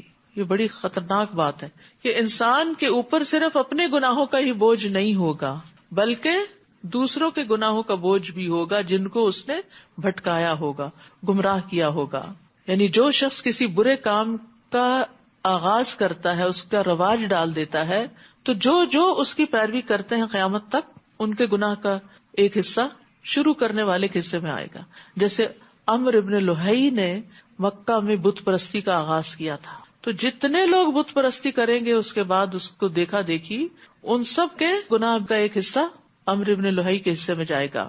ہم نے نوح علیہ السلام کو اس کی قوم کی طرف بھیجا تو وہ 50 برس کم 1000 سال ان کے درمیان رہے، ملینیم. پھر ان لوگوں کو طوفان نے آ گھیرا کہ وہ ظالم تھے. پھر ہم نے نوح کو اور کشتی والوں کو اس طوفان سے بچا لیا اور کشتی کو جہانوں کے لیے ایک نشانی بنا دیا. اور ابراہیم کا واقعہ یاد کرو جب اس نے اپنی قوم سے کہا کہ اللہ کی عبادت کرو اور اللہ سے ڈرو، اگر تم جانو تو یہی بات تمہارے لیے بہتر ہے. اللہ کے سوا جنہیں تم پوچھتے ہو وہ تو محض بت ہیں اور تم جھوٹ گڑتے ہو، اور جنہیں تم اللہ کے سوا پوچھتے ہو وہ تمہیں رزق دینے کا اختیار نہیں رکھتے. لہٰذا اللہ سے رزق مانگو، اس کی عبادت کرو اور اسی کا شکر کرو، تم اسی کی طرف ہی لوٹائے جاؤ گے. اور اگر تم جھٹلاتے ہو تو تم سے پہلے بھی کئی امتیں اپنے رسولوں کو جھٹلا چکی ہیں، اور رسول کے ذمہ تو صرف صاف صاف پیغام پہنچانا ہے. کیا انہوں نے دیکھا نہیں کہ اللہ کس طرح تخلیق کی ابتدا کرتا ہے، پھر کس طرح اس کو ریپیٹ کرتا ہے، اعادہ کرتا ہے. یقیناً یہ اعادہ اللہ پر آسان تر ہے. آپ ان سے کہیے کہ زمین میں چل پھر کر دیکھو کہ اللہ نے کس طرح مخلوق کو پہلی بار پیدا کیا ہے، پھر اللہ ہی دوسری بار بھی پیدا کرے گا. اللہ یقیناً ہر چیز پر قادر ہے. تو یہ مرنے کے بعد دوبارہ جی اٹھنے اور حساب کتاب کا یقین دلانے کے لیے بات کی گئی ہے کہ اس میں شک نہ کرو، جس نے پہلی بار پیدا کیا وہ پھر بھی کر سکتا ہے. اور یہ قیامت کے آنے پر بہت بڑی دلیل ہے. وہ جسے چاہے سزا دے اور جس پر چاہے رحم کرے، اور تم اسی کی طرف لوٹائے جاؤ گے. اور نہ تم اسے زمین میں عاجز کر سکتے ہو اور نہ آسمان میں، اور نہ ہی اللہ کے سوا تمہارا کوئی حامی و مددگار ہو سکتا ہے. اور جن لوگوں نے اللہ کی آیات اور اس کی ملاقات کا انکار کیا وہ میری رحمت سے مایوس ہو چکے ہیں، اور انہی کے لیے دردناک عذاب ہوگا. تو ابراہیم کی قوم کا جواب اس کے سوا کچھ نہ تھا کہ انہوں نے کہہ دیا کہ اسے مار ڈالو یا جلا ڈالو. پھر اللہ نے اسے آگ سے بچا لیا. یقیناً اس واقعے میں ایمان لانے والوں کے لیے کئی نشانیاں ہیں. نیز ابراہیم علیہ السلام نے ان سے کہا، تم نے دنیا کی زندگی میں تو اللہ کو چھوڑ کر بتوں کو آپس میں محبت کا ذریعہ بنا لیا ہے، مگر قیامت کے دن تم ایک دوسرے کا انکار کر دو گے اور ایک دوسرے پر لعنت بھیجو گے، اور تمہارا ٹھکانہ آگ ہوگا اور تمہارا کوئی بھی مددگار نہ ہوگا. اب دیکھیے کہ دنیا میں عموماً لوگوں کے باہمی تعلقات اور دوستیاں اور محبتیں کس بنا پہ ہوتی ہیں؟ کسی نہ کسی کامن گراؤنڈ پر ہوتی ہیں. کوئی بزنس، کوئی جاب، کوئی ہابی، کوئی اسپورٹ، یعنی کوئی بھی چیز جو کچھ لوگوں کے بیچ میں ایک جیسی ہوتی. کچھ لوگ مل کے تاش کھیلتے ہیں، ان کی آپس میں بڑی دوستی ہوتی ہے. کچھ لوگ مل کے کوئی اور گیم کھیلتے ہیں. کچھ لوگ اکٹھے چرچ جاتے ہیں، کچھ اکٹھے مندر جاتے ہیں، کوئی اکٹھے مسجد جاتے ہیں. تو لوگ انہی کے ساتھ جا کر ملتے ہیں جن کے طور طریقے ان کو اچھے لگتے ہیں. مومن جو ہے وہ دنیا میں کسی سے بھی جو محبت کرتا ہے اس کے پیچھے اللہ کی ذات ہوتی ہے، اللہ کی خاطر. وہ دنیاوی اغراض اور مقاصد اور مفادات کی خاطر نہیں محبت کرتا. اور یہی محبت بے لوث محبت ہوتی ہے. مثلاً اگر میں کسی سے اس کے مال کی وجہ سے محبت کروں تو یہ محبت کیسی ہے؟ کل کو اگر اس کے پاس مال نہیں رہے گا تو کیا پھر میں اس کو چھوڑ دوں گی؟ ایسا ہی ہو رہا ہے نا دنیا میں. آپ کے پاس اچھی جاب ہے، اچھا گھر ہے، آپ اچھی پارٹی ارینج کر لیتے ہیں تو لوگ آپ کے شیدائی ہیں، آپ سے محبت کرتے ہیں. وہ محبت آپ سے نہیں کر رہے، وہ محبت آپ کی رونقوں سے کر رہے ہیں جو اس وقت آپ کے ارد گرد ہیں. اگر وہ رونقیں چلی گئی تو یہ لوگ بھی چھٹ جائیں گے، پوچھیں گے بھی نہیں. لیکن ایک مومن کا کسی مومن سے تعلق اس کی جاب کی اچھے ہونے کی وجہ سے یا مال کے زیادہ ہونے کی وجہ سے یا گھر کے خوبصورت ہونے کی وجہ سے نہیں ہوتا. وہ کس وجہ سے ہوتا ہے؟ دین کی وجہ سے ہوتا ہے. اور یہ محبت اور یہ تعلق آخر وقت تک اس کو اس کے ساتھ جوڑے رکھتا ہے، چاہے وہ ملینئر بن جائے اور چاہے وہ بالکل کنگال ہو جائے، وہ اس کو چھوڑتا نہیں. وہ کہتا ہے کل بھی تم میرے دوست تھے، آج بھی تم میرے دوست ہو. کیونکہ اس دوستی میں جو کامن چیز تھی وہ اللہ کی محبت تھی، وہ میرا دین تھا. اسی لیے آتا نا کہ قیامت کے دن سب ایک دوسرے کے دشمن بن جائیں گے سوائے متقین کے، کیونکہ متقین کا تعلق تقویٰ کی وجہ سے تھا، دین ایمان کی وجہ سے تھا، قرآن کی وجہ سے تھا. تو کتنا بڑا فرق ہے اس میں. پھر بھی ہم دنیا کی حقیقت کو نہیں سمجھتے اور دین کو اہمیت نہیں دیتے اور دین کی وجہ سے دوستی کو اہمیت نہیں دیتے. آپ دیکھیے ہمارا جو لائف سٹائل ہے نا، جب ہم لوگوں سے معاملہ کرتے ہیں اس سے ہماری پہچان ہوتی کہ ہماری پرائرٹیز کیا ہیں، یعنی ہم کن چیزوں کو پریفر کرتے ہیں. اب جو رشتے کے لین دین کی بات ہو تو عام طور پر کسی کا دین کم ہی دیکھا جاتا ہے. یہ دیکھا جاتا ہے کہ کیا وہ سسٹین کر سکتا ہے. ٹھیک ہے، دیکھنا چاہیے کہ لڑکا ذمہ داری اٹھانے کے قابل ہو، لیکن بعض اوقات ایسا بھی ہوتا ہے کہ کوئی دنیاوی اعتبار سے بہت اسٹرانگ نہیں بھی ہوتا لیکن دین میں بہت آگے ہوتا ہے. خاص طور پر وہ لڑکے جو دین سیکھنے کے لیے بعض اوقات اپنا کیریئر بھی داؤ پہ لگائے ہوئے ہوتے ہیں کہ لیٹر آن اس میں کام کر لیں گے، ابھی کچھ سال زندگی کے ہم اس کام کے لیے وقف کریں. ایسے لڑکوں کی بعض اوقات نیک طبیعت اچھی معقول لڑکی سے شادی ہونا بہت مشکل ہو جاتا ہے کیونکہ ماں باپ دینا نہیں چاہتے. کیوں؟ کیونکہ دنیا نہیں ہے. تو جو دین کو سامنے رکھ کے تعلق قائم کرے گا اس کو رزق بھی مل جائے گا. کہتے ہیں نا کہ رزق انسان کو اس طرح ڈھونڈتا ہے جیسے موت انسان کو ڈھونڈتی ہے. رزق اللہ کے ہاتھ میں ہے. ہاں امتحان ہو سکتا ہے، وقتی طور پہ تنگی ہو سکتی ہے، لیکن اللہ تعالیٰ اس تنگی کو بھی دور کر دے گا. تو دیکھنے کی بات یہ ہے کہ انسان کی پرائرٹیز کیا ہے، آخرت کو اپنی اہمیت دیتا ہے یا صرف دنیا کو. اگر صرف دنیا کو دیا تو قیامت کے دن ایک دوسرے کا انکار، انسان کہے گا کہ میں نہیں جانتا اس شخص کو، اور ایک دوسرے پہ لعنت، اس نے تو مجھے بہکا دیا تھا، یہ غلط کام کرتا تھا، اس نے مجھے بھی اپنے راستے پہ لگا دیا تھا. اب بچوں کو سگریٹ اور نشے کی عادت کہاں سے پڑتی؟ گھر سے تو نہیں ہوتی، باہر سے یہ لت لے کے آتے ہیں نا. دوستی کا اثر ہوتا ہے تو بری کمپنی کا اثر ہوتا ہے. بس لوط ابراہیم پر ایمان لے آئے اور ابراہیم نے کہا میں تو اپنے رب کے حکم کے مطابق ہجرت کرنے والا ہوں، وہ یقیناً سب پر غالب اور حکمت والا ہے. اور ہم نے انہیں اسحاق اور اسحاق سے یعقوب عطا کیے. اب دیکھیے جب اللہ تعالیٰ حضرت ابراہیم کی اولاد کا ذکر کرتے ہیں تو پوتے کا بھی ساتھ ہی کرتے ہیں، اور انہی کی اولاد میں نبوت اور کتاب رکھ دی، دین کے لیے قربانی کی. آپ دیکھیں کہاں تک خیر گئی. اور ہم نے دنیا میں بھی انہیں اجر عطا کیا اور آخرت میں وہ یقیناً صالح لوگوں میں سے ہوں گے. اور لوط کا واقعہ یاد کرو جب انہوں نے اپنی قوم سے کہا تم ایسی بدکاری کے مرتکب ہو رہے ہو جو تم سے پہلے دنیا والوں میں سے کسی کی نہیں تھی. یعنی یہ برائی انہی کی قوم سے شروع ہوئی تھی، اس سے پہلے یہ برائی نہیں موجود تھی. کیا تھی برائی؟ کیا تم لوگ شہوت سے مردوں کے پاس جاتے ہو، یہ ایک برائی. دوسری راہزنی کرتے ہو، مسافروں کو لوٹتے ہو، کتنا بڑا ظلم. اور اپنی مجالس میں برے کام کرتے، اوپنلی برے کام کرتے تھے اپنے کلبز کے اندر. وَتَأْتِينَ فِي نَادِيكُمُ الْمُنكَرَ، نادی کہتے ہیں کلب کو، یعنی بے حیائی کے کام سب کے سامنے. تو اس کی قوم کا اس کے سوا کوئی جواب نہ تھا کہ انہوں نے کہہ دیا اگر تم سچے ہو تو ہم پر اللہ کا عذاب لے آؤ، دھمکی دی. لوط نے دعا کی قال رب انصرنی علی القوم المفسدین، اے میرے رب ان مفسد لوگوں کے مقابلے میں میری مدد فرما. کیونکہ کوئی دوسرا مرد ان کا مددگار نہ تھا، کہیں سے کوئی سپورٹ ان کو نہیں تھی. وَلَمَّا جَاءَتْ رُسُلُنَا إِبْرَاهِيمَ بِالْبُشْرَى، اور جب ہمارے بھیجے ہوئے فرشتے اسحاق کی بشارت دے کر ابراہیم کے پاس آئے تو کہنے لگے کہ ہم اس بستی کو ہلاک کرنے والے ہیں کیونکہ اس کے باشندے ظالم ہیں. ایک ہی ٹرپ میں دونوں کام، پہلے بشارت پھر ہلاکت. ابراہیم نے کہا وہاں تو لوط بھی موجود ہے.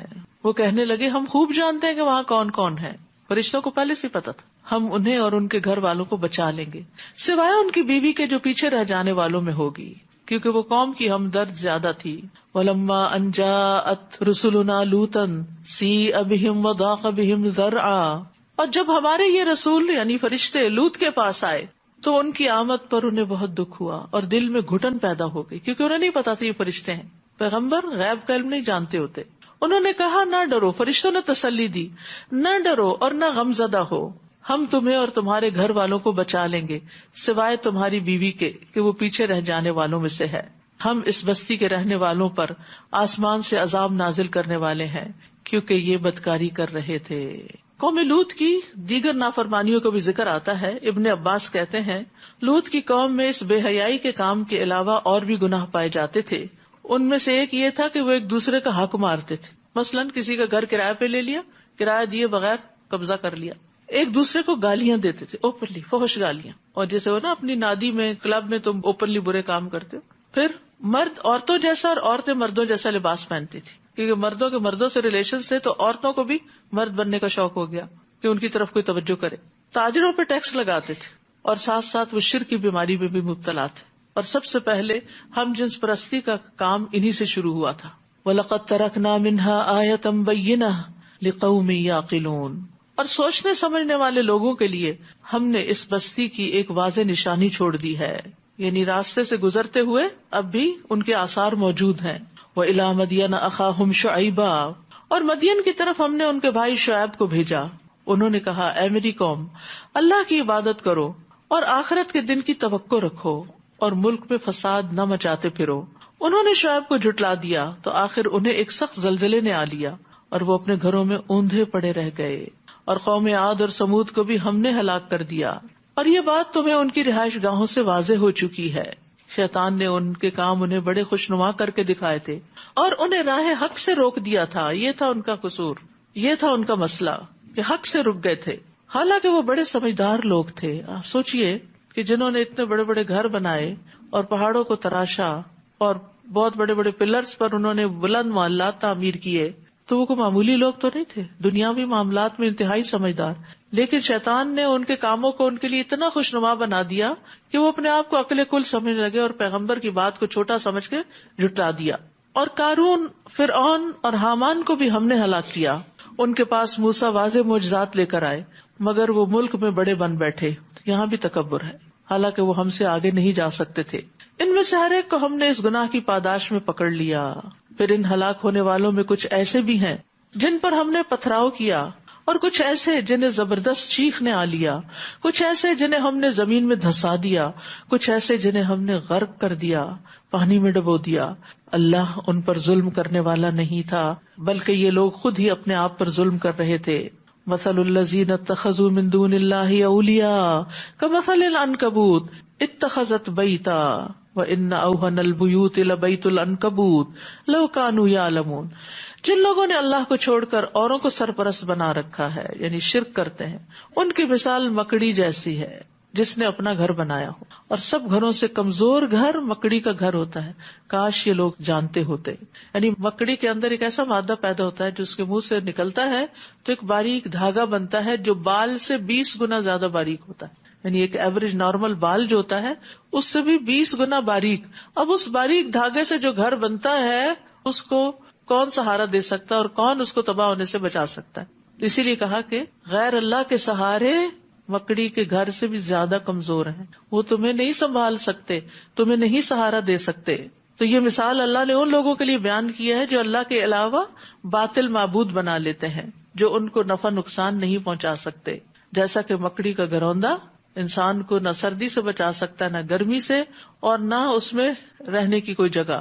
یہ لوگ اللہ کو چھوڑ کر جس چیز کو پکارتے ہیں اللہ اسے خوب جانتا ہے، وہی سب پر غالب اور حکمت والا ہے.